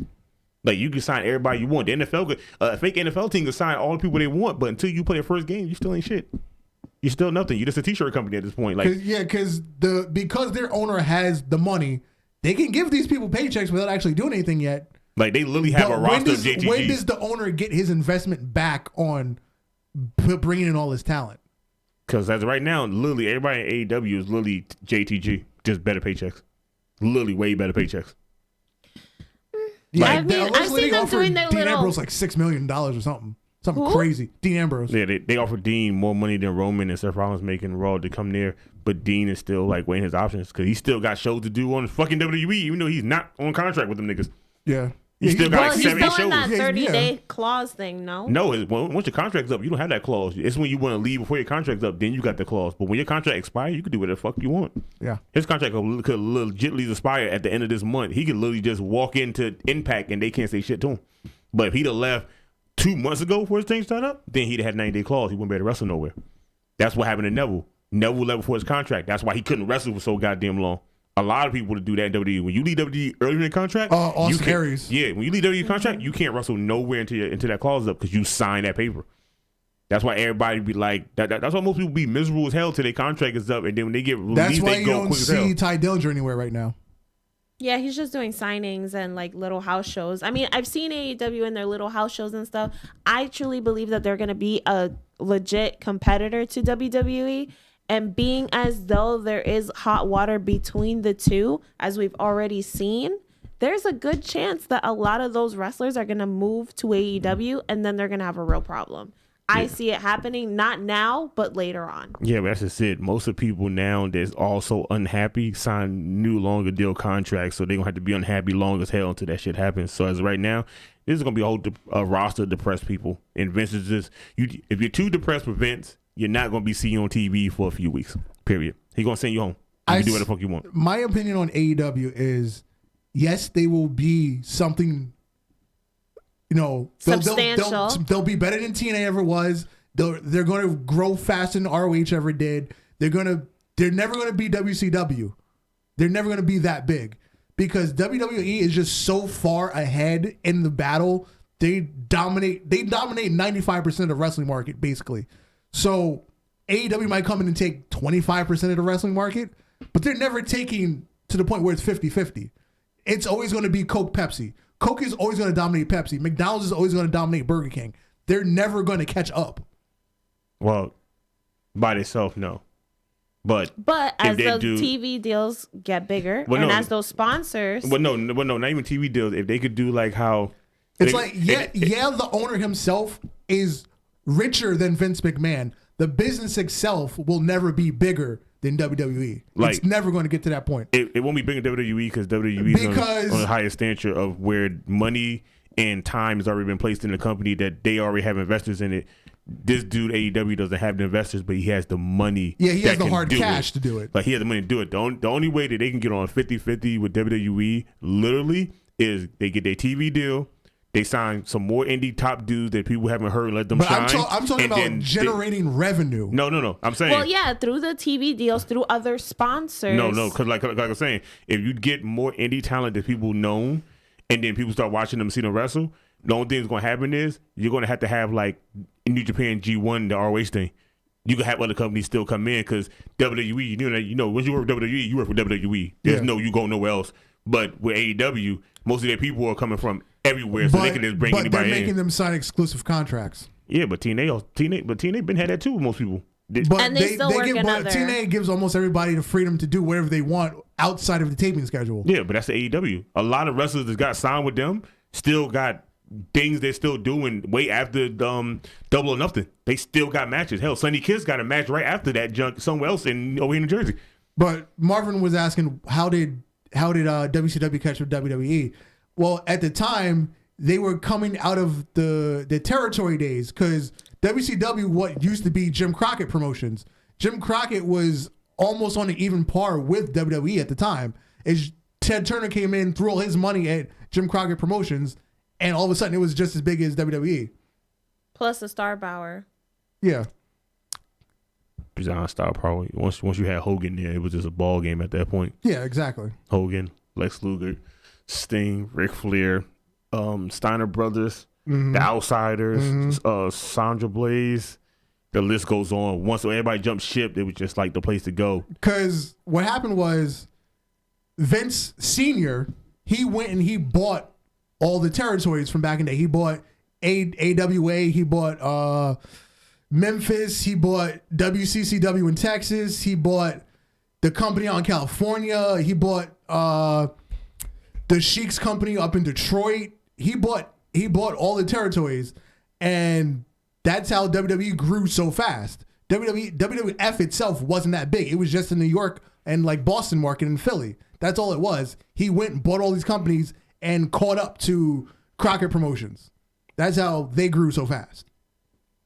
And that's what I'm saying. AEW can do the same thing because it's not territory no more. But there's a lot of indie circuits that their wrestlers just wrestle anywhere. Like when TNA was popular and they started dying down, where did you see them at? They was in AAA Luchador Wrestling. Yep. And they was getting popular because now you got people over there that don't know who they are watching them wrestle, now watching TNA again, and they're getting their guys over there to wrestle for them. Hell, TNA at one point had Shinsuke Nakamura as champion over there before anybody knew who the fuck Shinsuke was. Mm-hmm. Like, they knew what they was doing. They didn't get nobody contracts. They just was like, hey, look, we send some of our guys over there wrestle for you. You send some of your guys wrestle over here. We just cross paths and do it. That same thing with ROH and New Japan. That's what they do. They basically just cross paths. They just do cross promotion. That's why their venues be cheaper than WWE, but they get sold out as fast and get packed as quick. AEW could do the same exact thing because you're signing people for you have technically the elite at this point. They're still friends with everybody. They're still with New Japan and the indie circuit. And you know, a lot of indie dudes going to want to come over there and basically show their ass, especially like Will Ospreay and all of them. If they do another belt and it's just like their own Cruiserweight Classic, you know, all them dudes going to go over there and they're going to show their ass off that they can do something better than WWE. And what's going to happen? WWE is going to be like, oh, well, I guess we got to try to hire all these people and take them away from them so they can't be used. Because that's what all they do now at this point. They just literally take everybody that's in the indie circuit so nobody can have them at this point. They're scared. And if you can take them up before they can, what can you do at this point? You can't hire no indie names that people already know. Mm-hmm. You got to go hire either old people you know or you got to get talent that you already have and build them up. That's the only thing WWE would have left. And you see they can't really build up the damn talent they got now. People that's good, they just fuck them over. Shuffle. Yeah. Mm-hmm. Like with AEW, they're trying to do it different. They're trying to be like TNA was. Like TNA, people will get lost in the shuffle, but they will let you go out there and still showcase what the hell you can do to get your own name away going, like how NXT does. People go NXT, nobody know who the hell they are. They get in a match and do a 5-star match for 4 minutes. What killed TNA was the same thing that killed WCW. The people that ran the business didn't know what they were doing. The wrestling was fine. Yeah. But the people that were running the business portion didn't know what to do. They ran out of money too quick. Yeah, they ran out of money. A lot of stupid shit. Well, actually, if you really want to point fingers at Bischoff and Hogan, because when they came in and they started... They had like crazy contracts. They came in... Bischoff and Hogan are the ones that said, we need to go on tour rather than just filming at Universal Studios all the time. We're going to go on tour. They started booking venues that were way too big. They started booking NBA arenas, 12,000, 15,000 people. They were barely selling 2,000 tickets at these arenas. So you're paying, $50,000 in rent for one night, but you only sold, $5,000 worth of tickets. That's a losing proposition. And then you got to pay the insurance on the building and whatnot. You got to pay the talent. So you just lost $100,000 for 2,000 fans. Mm-hmm. And that's essentially on a larger scale, that's what WCW did. They were paying everybody on the roster way too much money. And eventually when Turner stepped in and he said, we'll take all your top talents and we'll pay them directly out of our pocket, then all of a sudden they still didn't have enough money to run the business behind the scenes. Well, what I think AEW is doing right, though, is that they're starting in small venues because they know they're not known that well. Yeah, because they're doing it the smart way. Like he was talking about the team-ups between ROH and New Japan. Well, first of all, nobody's been able to run Madison Square Garden in 40, 50 years, but that's an expensive arena to run. The good thing they sold it out, because if they didn't sell out that arena, that's a losing proposition as far as business goes. Mm-hmm. Now, can they go to LA and sell out the Staples Center? Can they go to Chicago and sell out the United Center? Because all or nothing? Double or nothing? No, the original. All or nothing. Yeah, all or nothing. Yeah, all or nothing. They didn't go to the United Center. They went to the College Arena. Yeah. So because they know it's less expensive and that they can exactly. Sell that out. So now can you sign out at the United Center? Can you sell the big arena in town? That's the next step for AEW. And sad niggas, I feel like they could. They could. Because if they're doing it the smart way, all they need is the star power, the TV deal. I'm about to say, but they're already doing this smart way. Like the top guys in the indies at this point was the elite.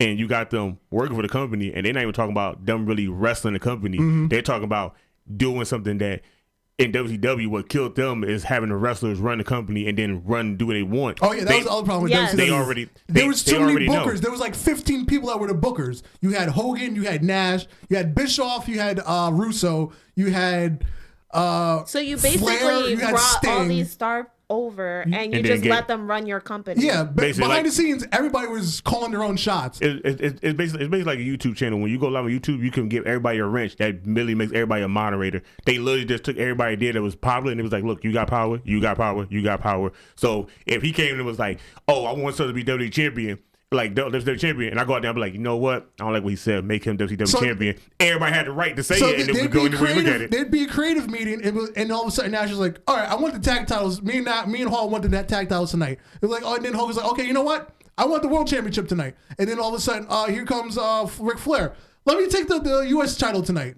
That was basically a creative meeting. Like they would just do what the hell they want at this point. And then you had Russo doing all the gimmick matches. That was creative meeting. And then now you got the Young Bucks that's running the tag team division of AEW. You got Cody running the book and everything because he basically learned all shit from his dad. So he just doing what his dad does.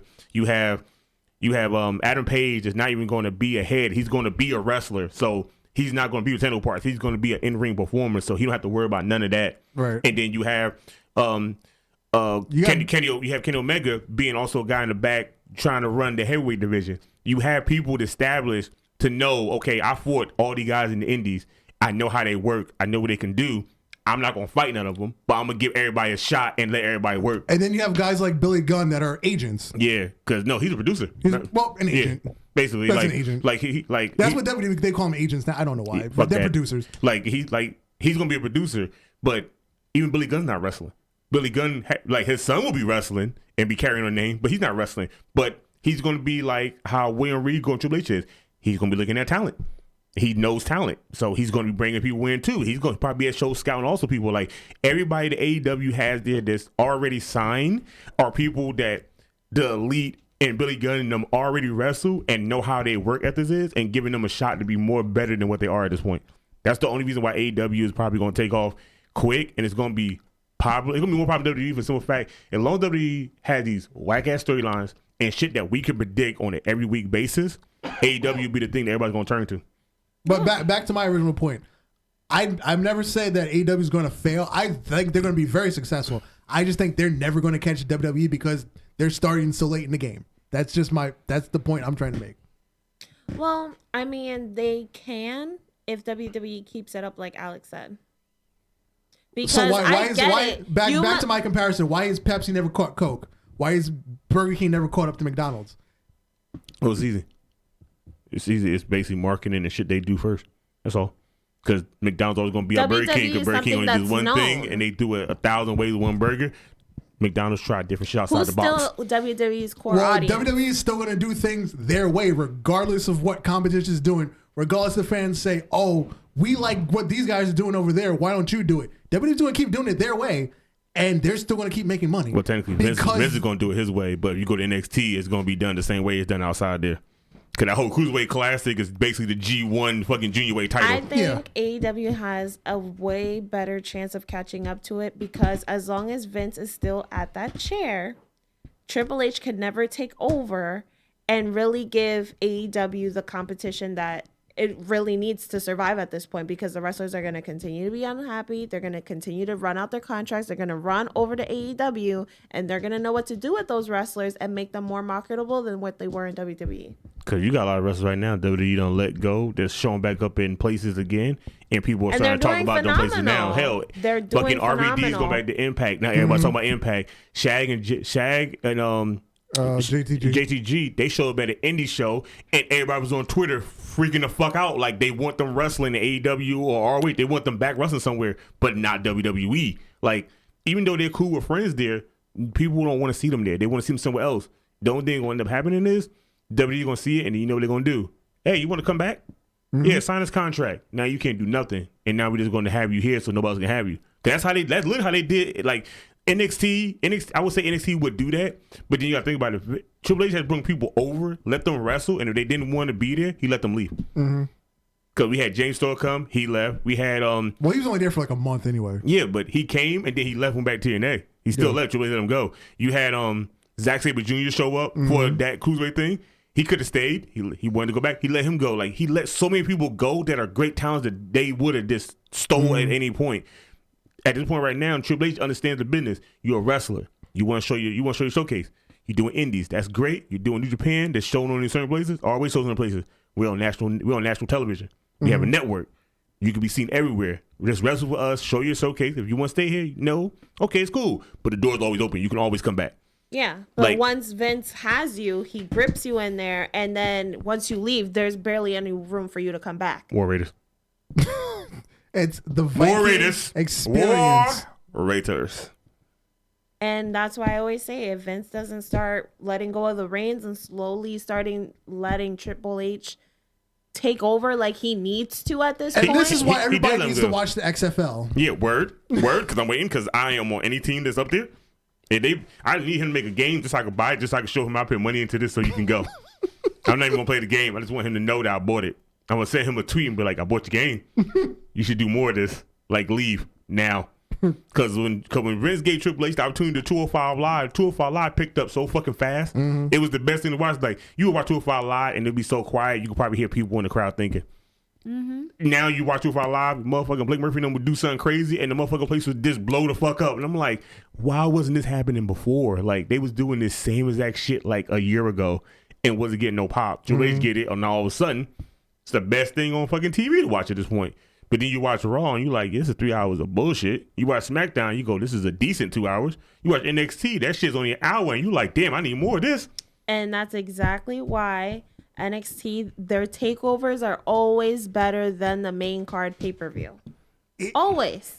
Their takeovers. I forgot where I heard this like, I guess, metaphor. WWE is all sizzle and no steak. Basically. Yes.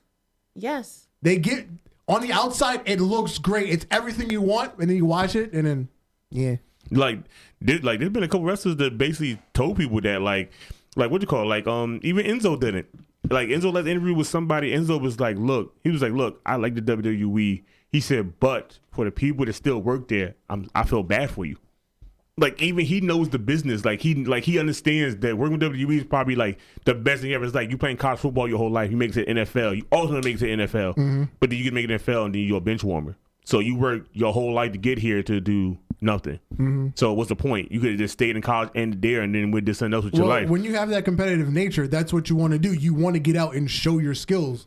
Which is why they should have just stopped relying on all these top superstars and started rotating their talent so that everyone has a name for themselves. Not everyone's overworked. They wouldn't have these injury crises.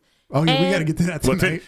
That's not even overwork. That's just Vince cutting people fucking move lists down and motherfuckers not doing their shit like they so used to doing in the indies. But it's also that they're being overworked too, because if you see that this one superstar is getting all this heat or all this like cheering, you're gonna put them out on all their shows, all the house shows, all like the Raws and SmackDowns. Then they're gonna get overworked and then they're gonna get injured. But the sad thing is, if you look at the people on the main roster now, from Finn Balor to Bayley to Kevin Owens to Sami Zayn to who else I could think of? Ali, Kurt Alexander, D. Brian Kendrick, Blake Murphy, all them dudes, they wrestle like every night, no matter what, and these dudes never was injured. Hell, Ricochet and them wrestle PGW. They would wrestle every day. They only had off on Sunday. They wrestle every day and not hurt one time.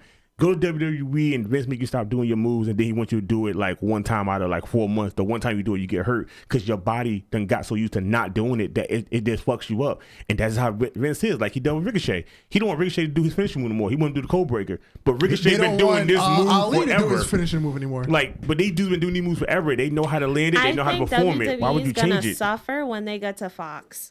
Because they're gonna want all that edgy stuff, and then at this point, if they ever make it to Fox has an out in the clause if they don't get to the threshold. Doing stuff like going from War Raiders to the Viking experience is not gonna have Fox happy. Which is why it made no sense to change their name in the first place. If you want to be edgy, a name like the War Raiders is edgy, not the Viking experience. That just sounds like they're going to be bench warmers by summertime. Shit, I'm not even saying summertime. I'm saying at least about like a month from now. Yes, I guarantee you within a month or two, we're not going to remember who the Viking experience is. They'll come out there, you're going to be like, damn, son, what happened to them? They used to be somebody that was cool. You mean the Ascension 2.0? 3.0. Weren't they the longest reigning NXT Tag Team champions or no? No. Or am I thinking of someone else? No, it's not them. Technically, who is the longest reigning tag team champion? That was... The longest reigning? I'm pretty sure it was the Revival, wasn't it? It was not the Revival. I'm pretty sure it was the Ascension or somebody else. No, I think you might be right. I think it might have was the Revival because I think they were the first tag team to even be 2-time champs. Everybody else had lost it, and then that was just it for them. They got called up. They won it twice before they got called up. So like if you add it together, they probably was the longest reigning ones to have it. And because when they lost it like quick, and then like that pay-per-view they won it right back, and then they held it all the way until they got called up. So I think they might have actually been, because I can't think of another tag team there that actually held that belt long as hell. On. Google's failing me. Hold on. Google's failing you? Yeah. Well, it is Google, you know. But yeah, like this shit is weird. Like I don't know. They're gonna plummet once they go to Fox. If they get to Fox. If they don't get to Fox, then AEW has all the opportunity. What was it? The longest reigning was the Ascension. I told you. You see, I didn't know that stuff, guys. And then they get to the roster, and then you ain't seen them in 562 days. It was the Ascension. That's what I said. Yeah, 3. So you go from a day shy of a year. You go from a team that was the longest reigning NXT Tag Team Champions, and now they're nothing. I mean, look how they did Finn. Finn was the NXT best champion. Got to the main roster, got shot up to the Universal title, got injured, and that was the end of him ever seeing that belt again. Well, he got to see it when Brock beat him up. Yeah, but he didn't get to get it back. But he got to see it. Yeah, but he didn't get his belt back. Hell, he didn't get his rematch, remember? As soon as he got injured, that's when they changed it. And that's how you have to take every single situation. Just because you had the title doesn't mean it was worth it. Like, all of them. Kevin Owens. I don't know why. Oh, yeah, he still hasn't had a rematch. He's never had a rematch. But fucking between Goldberg and Brock, Goldberg's never had a rematch. Technically, if he comes back, he will. Brock always get a rematch, no matter what. Like he got to earn his way, but he get a rematch every time. You know what? When Roman got hurt, putting the belt back on Brock was the dumbest thing ever. That was the time to put it on Strowman. You know how many times that they should have put the WWE Championship on Luke Harper when he had that wave of action right before WrestleMania? And what did they do? They cut him out of the match completely. Mm-hmm. Why did they give Bray Wyatt the WWE Championship at Elimination Chamber? Why didn't they save that for Mania? And then take it back the next month. Why did they put it on Orton? Orton didn't need another title reign. Not at all. And then when they gave it to Orton, he didn't do anything but job to gender. And now Jinder had a legitimate title reign, and now look where he jobbing is. Again. I'm about to say, look, Randy know his place. There's no continuity. Randy knows his place. Randy know that he's gonna have a job forever until his body give out finally. So when you look at all of it from that perspective, that's gonna be a while. When you look at all of it from that perspective, how can you say that AEW has not all the opportunity in the world to be at least 30% to what WWE is, and then within the next couple of years, match them 50-50? Read where it says current champions.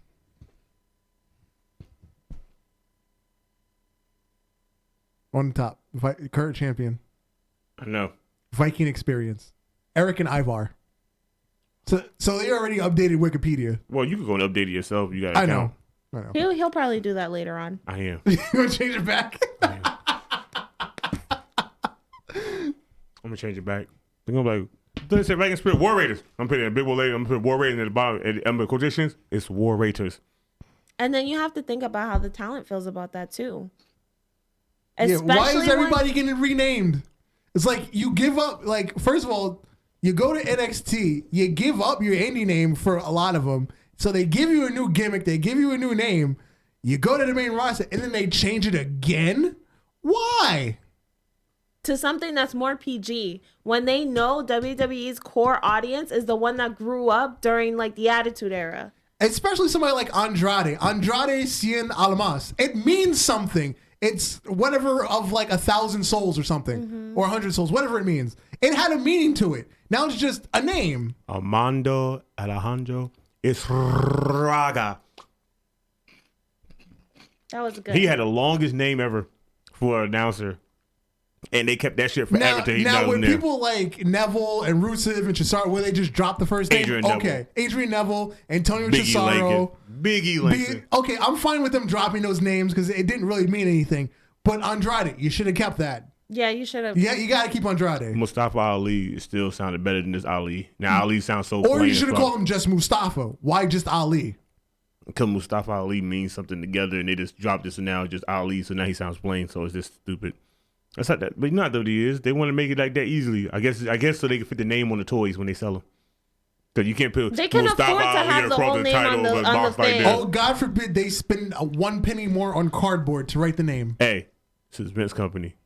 You know he would not spend 1 more penny on cardboard to write a full name. He would show your name in 4 letters and put you out there. If they're not careful, AEW is gonna take over. Not now, won't be even a couple years from now, but you'll see substantial difference from now till 2021. Let's talk about Triple H, because Vince could buy that piss-ass company and fire Billy Gunn, but Vince don't have enough money to even buy most of the people he want to work for him right now, so he definitely ain't buying that company no time soon. Of course not. Now, if AEW want to be dicks, they could become shareholders of WWE and then be super dicks at this point. Because then Vince got to listen to them still. Well, there's rumors of the stock buyback, so... Yeah, that's rumor still, but because allegedly Disney wants to buy the company. But anyway, Disney is Thanos. They want to buy everything, and I'm okay with this because the rumor is they're selling Titan Towers because potential buyers don't want the property. That's what. It's not that we're getting this fancy new office. Potential buyers don't want the property of Titan Towers. Why not? It's a liability. How? I don't know. I'm not a business person. They don't want the freaking property. I'm just saying because I've been by their property and ain't really much wrong with the shit. So why the fuck would you not want it? Potential buyers of WWE don't want Titan Towers. That's all I know. Stupid. So that's why they're selling, and they're moving into some office building that's like $20 million rent a year. Jesus Christ. Yeah, it's crazy. First of all, Titan Towers. Because I know they're moving their headquarters now. Yeah, that's Titan Towers. Titan Towers has been a staple of WWE from the goddamn beginning. Like, you already lost WWF to the fucking Wildlife Foundation. Now you about to lose your damn building? Yeah, shit sounds crazy. They're selling the building because potential buyers don't want the liability of the property. I just want to know the liability of the property. Now I'm about to That's go home and Google this shit. That's what I want to know, too, because... I'm about to go home and Google this. I'm about to be on somebody's shit like, what's the liability of this building? It's not old. I don't know. But apparently it's not attractive to potential buyers. That's all. That's what I got out of the article I read. I think it's not attractive. I think it's not. getting biased because it's in Connecticut and not a lot of people probably that too, because they're still moving within Connecticut. Mm-hmm. They're just going to some fancy office building. Well, it's probably more within the city. No, they're still out Hartford. there. Yeah, they're still in the middle of nowhere in Hartford. Yeah, you gotta understand this. You gotta still understand. Titan Towers is big as fuck. Like it is fucking huge. Like you just see the front of it. It looks small. When you on the side of it, that building is fucking huge. The building itself is like the size of a block. Like a New York block. Yeah. And shit is huge. And mind you, they still have fucking WWE memorabilia in that building. It's not in the fucking warehouse also. And there's like 3 warehouses worth of stuff. It's not just one. I really want them to open up something so I can just walk in there. I know where that chest at with all the belts in there. I just want to pick them all up. So where do you guys see AEW 2 years from now? Finally on TV so I can watch something else when WWE start getting trash. So they talk about Do you think they'll worry once they get on UFC. TV? No. They won't worry. No. Why would they? Why would it? They have a whole bunch of new unsigned talent and certain little names people know that WWE not gonna pick up. And they're going to do something different. They're not going to be like WWE and be like, oh, we're going to be PG. They don't give a fuck about PG. I'm talking about WWE being scared of AEW getting on TV. They're scared now. Like, I don't think they're even scared. They are aware of what's going to happen. And could you think all they had to do was let Stardust become Cody Rhodes? That's it. Yeah. That's all they had to do. Yeah. That's literally all Vince had to do. Was let him change his damn character, man. Basically, yeah. Yeah, Vince would have just been like, hey, Cody, what do you want to be? That's going to be me. I didn't be you. We wouldn't be talking about no AEW. Basically, yeah. Cody would still probably be doing half-decent matches, jobbing some people, but Cody would still be in WWE at this point. That's sad. This is Vince all doing. Vince stand on himself. Vince set all this shit in motion with the Time Stone. The Time Stone was Cody Rhodes, and now everything is just falling into place. I've had this picture saved in my phone for the longest, and I can't come up with a meme for it. It's blonde Cody holding an IC title. That could have happened. We could have had blonde Cody with the IC title. Now, can you imagine? I know this is never gonna happen. What if AEW signs CM Punk? I'll think of something. CM Punk is done with wrestling, period. Allegedly. He does not want to wrestle. He'll run out of money before he decides. He's not going to run out of money. First of all, he was on some podcast and talk about wrestling, and they asked him, did he want to wrestle again? And he didn't say no like he used to. He just said, if it comes up, it comes up, and kept it moving. Well, yeah, that's like they asked him to do All In, but they never gave him a storyline, so he never called him back. Yeah, but still, that's all they got to do is give him a storyline. But you got to think about it, CM Punk. What nigga had to wrestle in a while. He lost all that muscle mass he got. He's just a little skinny ass nigga. It just look weird. Mm. He had to get back in shape. Like, nigga, when you wrestle with nigga, you got to go back to the gym for at least about a year and bring AJ. She ain't got to wrestle, just bring her. Mm. I just want to see her. I don't see AJ show up. Needs to get in the gym. First of all, why? He got Kevin Owens. That's what I'm saying. Leave him alone. He's so out of shape. Leave him alone. No, I'm kind of with him on that. No, he kind of lose that shit. He's so out of shape. That man went from being as skinny as fuck to now being thick as fuck. It's just not. It look weird. Like when he left, he was like 225. He's got to be pushing 260 now. That motherfucker got a That's what happens when you're not on TV for a while. No, that's what happens when you injure and you don't want to go work out. Fucking Fandango got injured, and that motherfucker is ripped as fuck right now, and he's still working out. Yeah. Everybody's been injured WWE that left and came back. Hell, like, remember Eddie? Remember Eddie got injured? Eddie was like my side. Eddie got injured. Eddie was gone for 8 months. Eddie came back, and he was jacked that he was always. But that was the... Like, Eddie, why'd you get like that, nigga? Your arm was fucked up. The rest of your body didn't need all that. So what the hell was that all about at this point? Hell, even when Edge did it. When Edge got injured and he disappeared, Edge came back with a gut. What happened?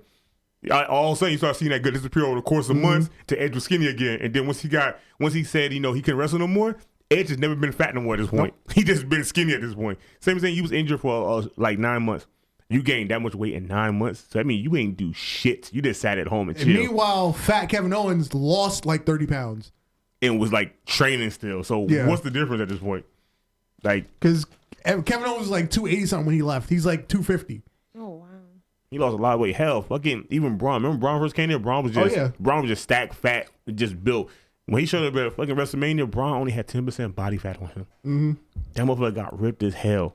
Hell, he got ripped when his elbow went out and they showed me physical therapy. Braun was in there still trying to lift heavy shit with the arm that was fucked up and he was curling shit still. Yeah, he was curling like 50s. Like what the fuck? So I'm saying you just chilling. Stop. Yeah, he's out of shape. Like, I'm waiting for him to pull that R2 shit. Now, don't get me wrong. I'm no professional athlete, but if you're a professional athlete, show up to work in shape. Even JTG, man. JTG's holding ball game. Him and his sexy ass beard. Literally, that's what he called it. I follow him a lot. I wish I would have lived his life, like getting paid for all those years. You could have. You probably can right now still too. Go be a writer and just start writing just 2 sentences and then walk away and never be seen from again. You could probably be JTG right now. They'd be like, "They're supposed to be in Connecticut." I'm here doing a podcast. They'll never know.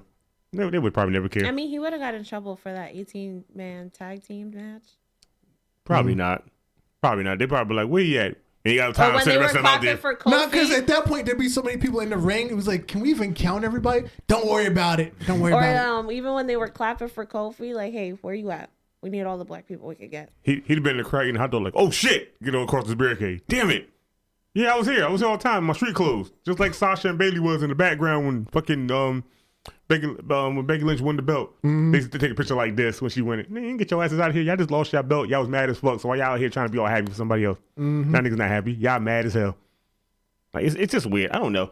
I still like wrestling, but at the same time, it's starting to die down.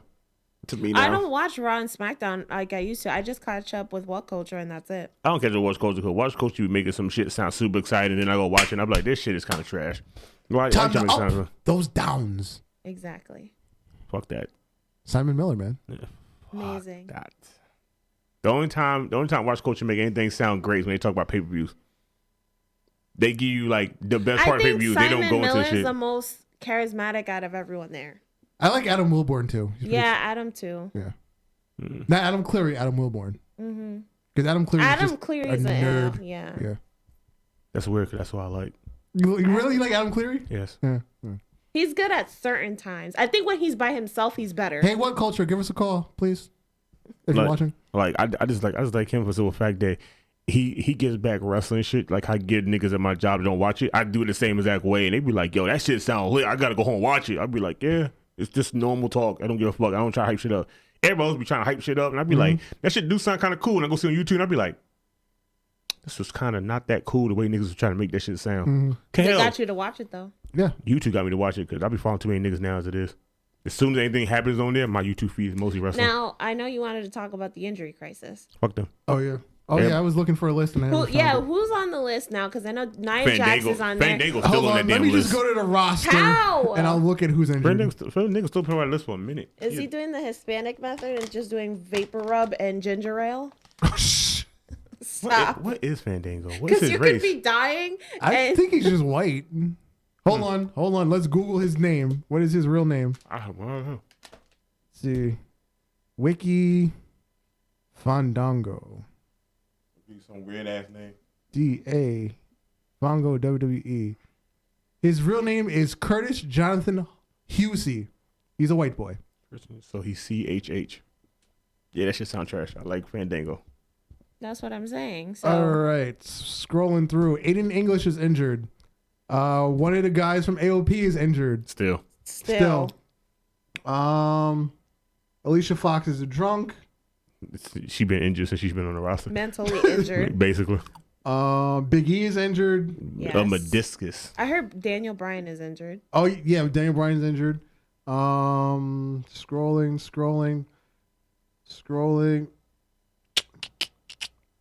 What else you got? I'm going slow so I don't miss any names. Yeah, we just did Daniel Bryan. Dean Ambrose is leaving. Where's Dolph Ziggler? On comedy tour. That's coming back. Didn't he? He wasn't injured though. Nah, he's doing his comedy tour and he getting ready to come back. Fandango hasn't come back on TV yet. Allegedly, he's cleared. For some reason, Goldust is still on the list, even though his contract expired. You don't give a fuck about Goldust. Harper's cleared to wrestle, but he's not on TV. Jason Jordan's still injured. Holy shit. Jason Jordan might not never wrestle again. Yeah, he might not never wrestle again. Why? What happened? Dime ass little piece called a neck.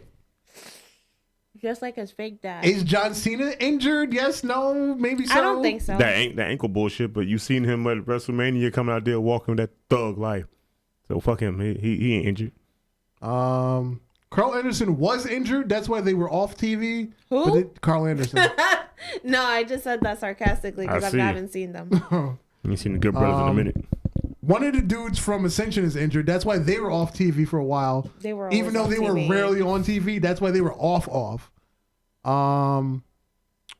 Lars Sullivan had his anxiety problem, but he's back. Maurice was pregnant. Maria Kanellis was pregnant.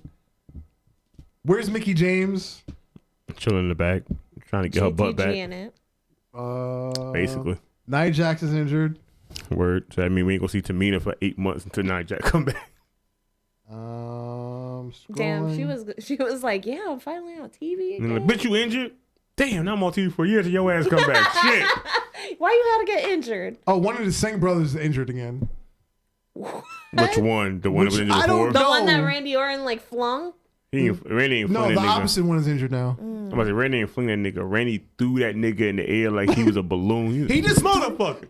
He just threw him up. It was like, I wonder when he's gonna land. First of all, one, you see him go up, you see him look down before he falls. I was like, see, that's the scary part. 'Cause you had no time to look at where you was falling and then still get hurt and injured. That's like, you could tell he felt bad too because Randy was Randy like, was like, oh shit. Randy was like, all right, we're gonna hit it in the back. When you get that from Randy, you know, he's like, no, it was bad. He's like, I fucked you up, but I really don't care. Randy was like, look, I fucked you up, but Vince probably like this, so keep the ball rolling. Tommaso's injured. Oh yes, He gonna be gone for a year. Yeah. Oh my god, why? His neck surgery. Everybody neck. Yeah, so that's like a good 10 injuries right now.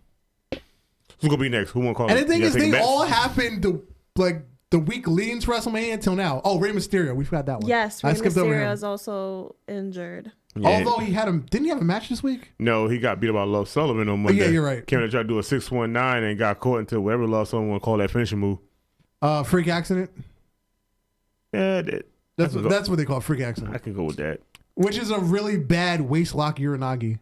Yeah, but when you got somebody that big with that much strength behind he's actually not that big. No, I'm talking about big wise. Okay. That much strength. Because he's only 6'2". He's just wide. Yeah, that's what he meant. Like built. He's wide. He's not big. If he walked up to me and said he wanted my girl, I'll push her in front of him. Do you want her on the bed or on the couch, sir? I'd be like, she is a standing free person. She does like the tombstone position. I'm just saying, I can't do it, but you're strong enough too. Maybe she'll like you more than me. I'm offering everybody. He'd be like, I want you. I'd be like, well, here go beautiful Anna. Yeah, right. First of all, once Love Sullivan, I will throw you into his arms. We will play catch with you. You got me fucked up. No. You have no say so if Love Sullivan show up. Unless you're going to fight him, because you're not going to fight me. Because when I throw you, I'm no longer around. That's it for me. You going to text me after you done, and you probably going to die this time doing it now. No thanks. I'll just be doing the show on a wheelchair. No, you're gonna do a show from an iron lung with a headset sitting out in the hallway. Hey guys, I'm in an iron lung. Kind of thirsty right now. I'm like, he closed the door, and it's getting a little annoying with that noise. It's getting on my nerve at this point. He's gonna kill you. No, we'll just get you a Darth Vader mask. Yes. Yes. That actually would be kind of dope. I can see you doing that. Speaking of which, is anybody excited about the new Star Wars movie? I'm trying to wait for this Endgame. So I don't give a fuck about Star Wars right now. That's at the end of the year. I got time. I got to get through Endgame, and then Toy Story and all the other movies. I'm still disappointed about Episode 8. It was a waste of time. I'm not as disappointed in none of these shits because this is supposed to be the vinyl, so I'd get 2 fucks. Although Solo was popping, I've watched Solo like 8 times now because it's on Netflix. Did you watch Solo just for what'd you call it? Not Solo, but Lando? Yeah. I think almost every black person watches just for Lando. Well, no. I didn't even know he was in the movie until I went to see it. First of all, when they said Solo, I was like, there's someone online, he got to show him getting that ship, so they got to show Lando. They had to. So I was like, I'm cool with this. Yeah. But I need to see Endgame, because I already know what the post-credit scene already is. So it makes me happy to know what's happening. I haven't watched the Marvel movie in probably 4 years, so. Yeah, you got 10 years worth of them, so who cares? Yeah. You got time. And they're all on Netflix. For the moment. I told you, air freshener is popping. Marvin, excellent choice. You hear me? Excellent choice, sir. You hear me, sir? I said the Marvel movies up there for only for a limited time. Once Disney Plus start, they gone. Oh, yeah. So, yeah. Me, Showbox, I don't give a fuck with none of that. Mm-hmm. I got too many movies to watch now. I just realized that. Damn it. Y'all watching Toy Story? Maybe. Possibly, yes. Possibly. I might pass. Lion King. Now that one I might see. First of all, one.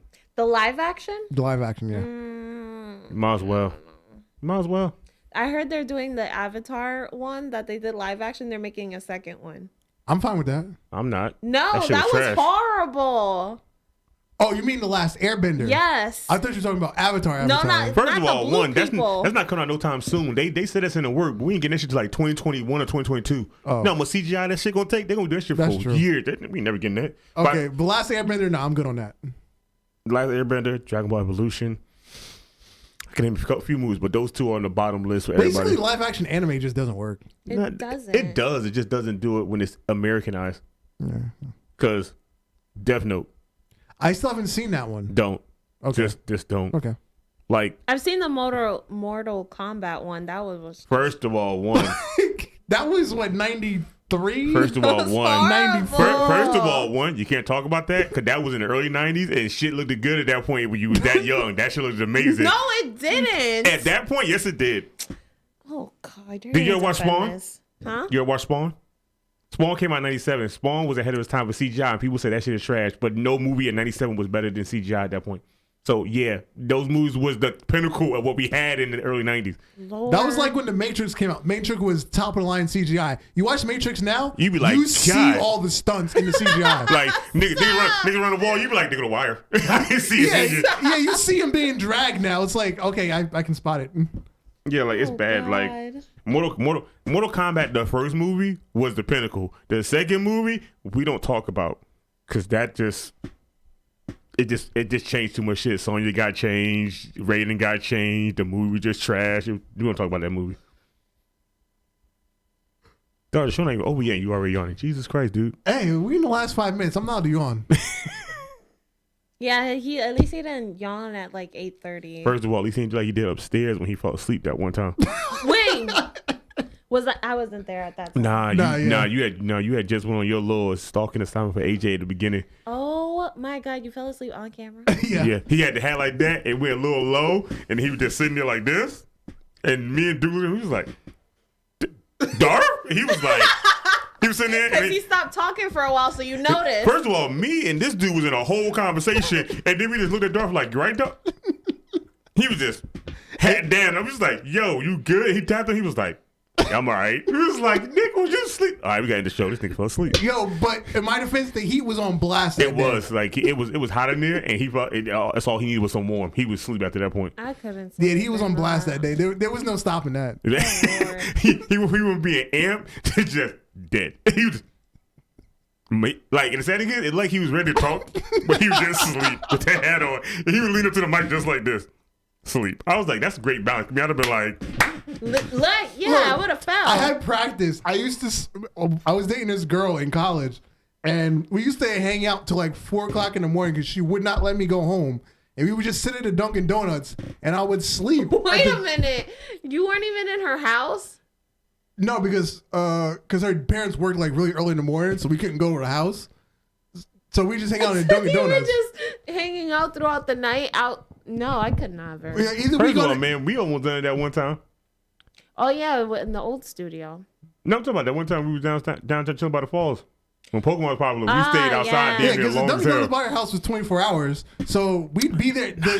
Eventually it gets to the point where like they have to throw the food out. And it was like, oh, you want something? So they just give us like free donuts and stuff. I would have died. I'm not going to lie, probably there every night. They'd be like, you here again? You know what I'm here for. So yeah, I would just sleep at the Dunkin' Donuts table like this. While she was talking to me, and then she'd slap me for sleeping. But anyway. Nigga, I'm in a conversation. You start snoring, I slap your arm. Bam! What happened? Your head hurt. Or like my friends would come and we'd play Uno, and like while it was going around, I'd fall asleep. Then it'd come back to me. I'd play my card. Oh no! How the fuck? Dude, I play Uno at my job now. I be dead asleep. They be like showing you. I be like, shit. Yo, but that's the thing. I would win even though I was sleeping in between turns. People like, how did you win? You're not even awake. He won't win me because he'll fall asleep. I get all the draw cards in my hand. I be like, Uno out. You draw all that. That's the one game where feelings are always hurt. No, Monopoly. Monopoly? See, that's the thing. I didn't play a lot of Monopoly, so for us, it was Uno. Uno made or break friendships. Monopoly does. Monopoly break friendship. If somebody buys some shit, you got to pay niggas, and you can't get that money back. Now the black kick in, and you want your money back, and you get pissed off. Trust me, I've seen niggas get in fist fight over Monopoly. Like, real fist fights. Uno too, yeah. I've never seen niggas get a fight over Uno, and I've seen niggas play hard Uno and never get a fist fight. Monopoly come out, I've seen niggas be leaving bloody. Like in middle school, we had the lit Uno game at our lunch table. Like people would come from the opposite side of the cafeteria to play Uno with us. You couldn't do that in our school, bro. It was either you play spades or you play dominoes. You was getting fucked up either way. Or once we got a little bit old, we started playing CeeLo in the locker room. You niggas over here gambling like the fuck. If you ain't have that cash, my parents every Saturday they used to play bingo, but they used to play like $50 per game. People were walking out with $300. I wish I knew my parents because I cheat like a motherfucker. I'd be like B2 Saturday, and then like people got so broke at one point they were like, "Oh, I have a scratch off that's worth like $5. Here you go, that's playable." Oh, that's like when I was going to Willie P. In the freaking the pool hall. Niggas was playing for swipes at the cafeteria. Stop playing. If you ain't have no money, you gamble your meal card, your meal plan money. It's like, yo, I play you for 2 swipes because the swipe was like $7. So that's $14. I play you for 2 swipes. Yeah, dead ass. People were paying their bills at my parents' house because they were just playing. So I would put $20 on the table and then do like, yo, I give you 3 swipes at Wayne Hall. Yes. So it'd be 4 people at my house. I just got 3 free meals for winning a pool game. Let me tell you something. Your parents, they got robbed. Your people, I'd have stabbed somebody. There would be 4 people playing a game, right? And they would agree. They'd be like, all right, this hand is like $20. So everyone put in $20, $80. Whoever won that round got $80. First of all, I paid $20 and I lose, I'm going to go that door and be like, hey guys. Hold on, I do one better than the swipes. They was playing for push-ups on demand. You could be walking like across campus with some shorty. Dude, see like, yo, give me 20 push-ups right now, and you had to do them. Oh, first of all, one day hate me. I'd be like 20, 40, nigga. Let's do this. No. There was one dude. He was up to like 1,200 push-ups with some dude. First of all, that's how much he lost. First of all, me and Matt used to play Call of Duty. Whoever had the most kills, you had to multiply that times 2. In that 30-second time frame, you had to hit all the push-ups in between there. And let me tell you, we would play games, and I'd be going like 56 kills, 60 kills. So maybe having doing like over 100-some push-ups in 30 seconds. He come out again, he'd be like, bruh. The game started, it's about to start now. He'd be like, shit, nigga, my arms hurt. Me? Nah, I never do that many because I always make sure I was the top killer. I can't. I still do that now. I do my brother-in-law. Me and my brother-in-law do push-ups and sit-ups for WWE 2K. If I could beat you in a certain amount of time, you take the dots out, and that's how many push-ups you gotta do. So if I beat you like in the first 30 seconds, that's 30 push-ups. If I beat you in a minute and 30, that's 130 push-ups. Wow. And I let matches drag out. So he only push-ups for like a long. He still push-ups now. Well, it's that time of night. It is. You go eat some ice cream. Oh, whew, I got this new Ben & Jerry's at home. What? I don't do Ben & Jerry's. It's Bob Marley flavored. So it got weed in it? No. Oh shit! Then nigga, what the fuck you telling me that? That made me think with fucking weed in it. What is it? Rum and something? It's banana ice cream with graham crackers, chocolate, and caramel. That's not something you would eat and tell me about. No. Limited edition. Got to get it while it's hot. So anyway, it's been real, folks. Plug that in there like that. It has been real. It's been real. Has it? It's real. It can be. Yes. We need them Enzo shirts. Dun, dun, dun, dun. We need them Enzo shirts because we really be off the script. We do. Yeah. But anyway, I'm Anna, and right next to me is Alex, the motherfucking Hill. And I am Darth Messiah. We are the Ultra Heelz, and we'll see you next week, Lord willing. Hey, shit happens, man. It does. We want to get this ice cream.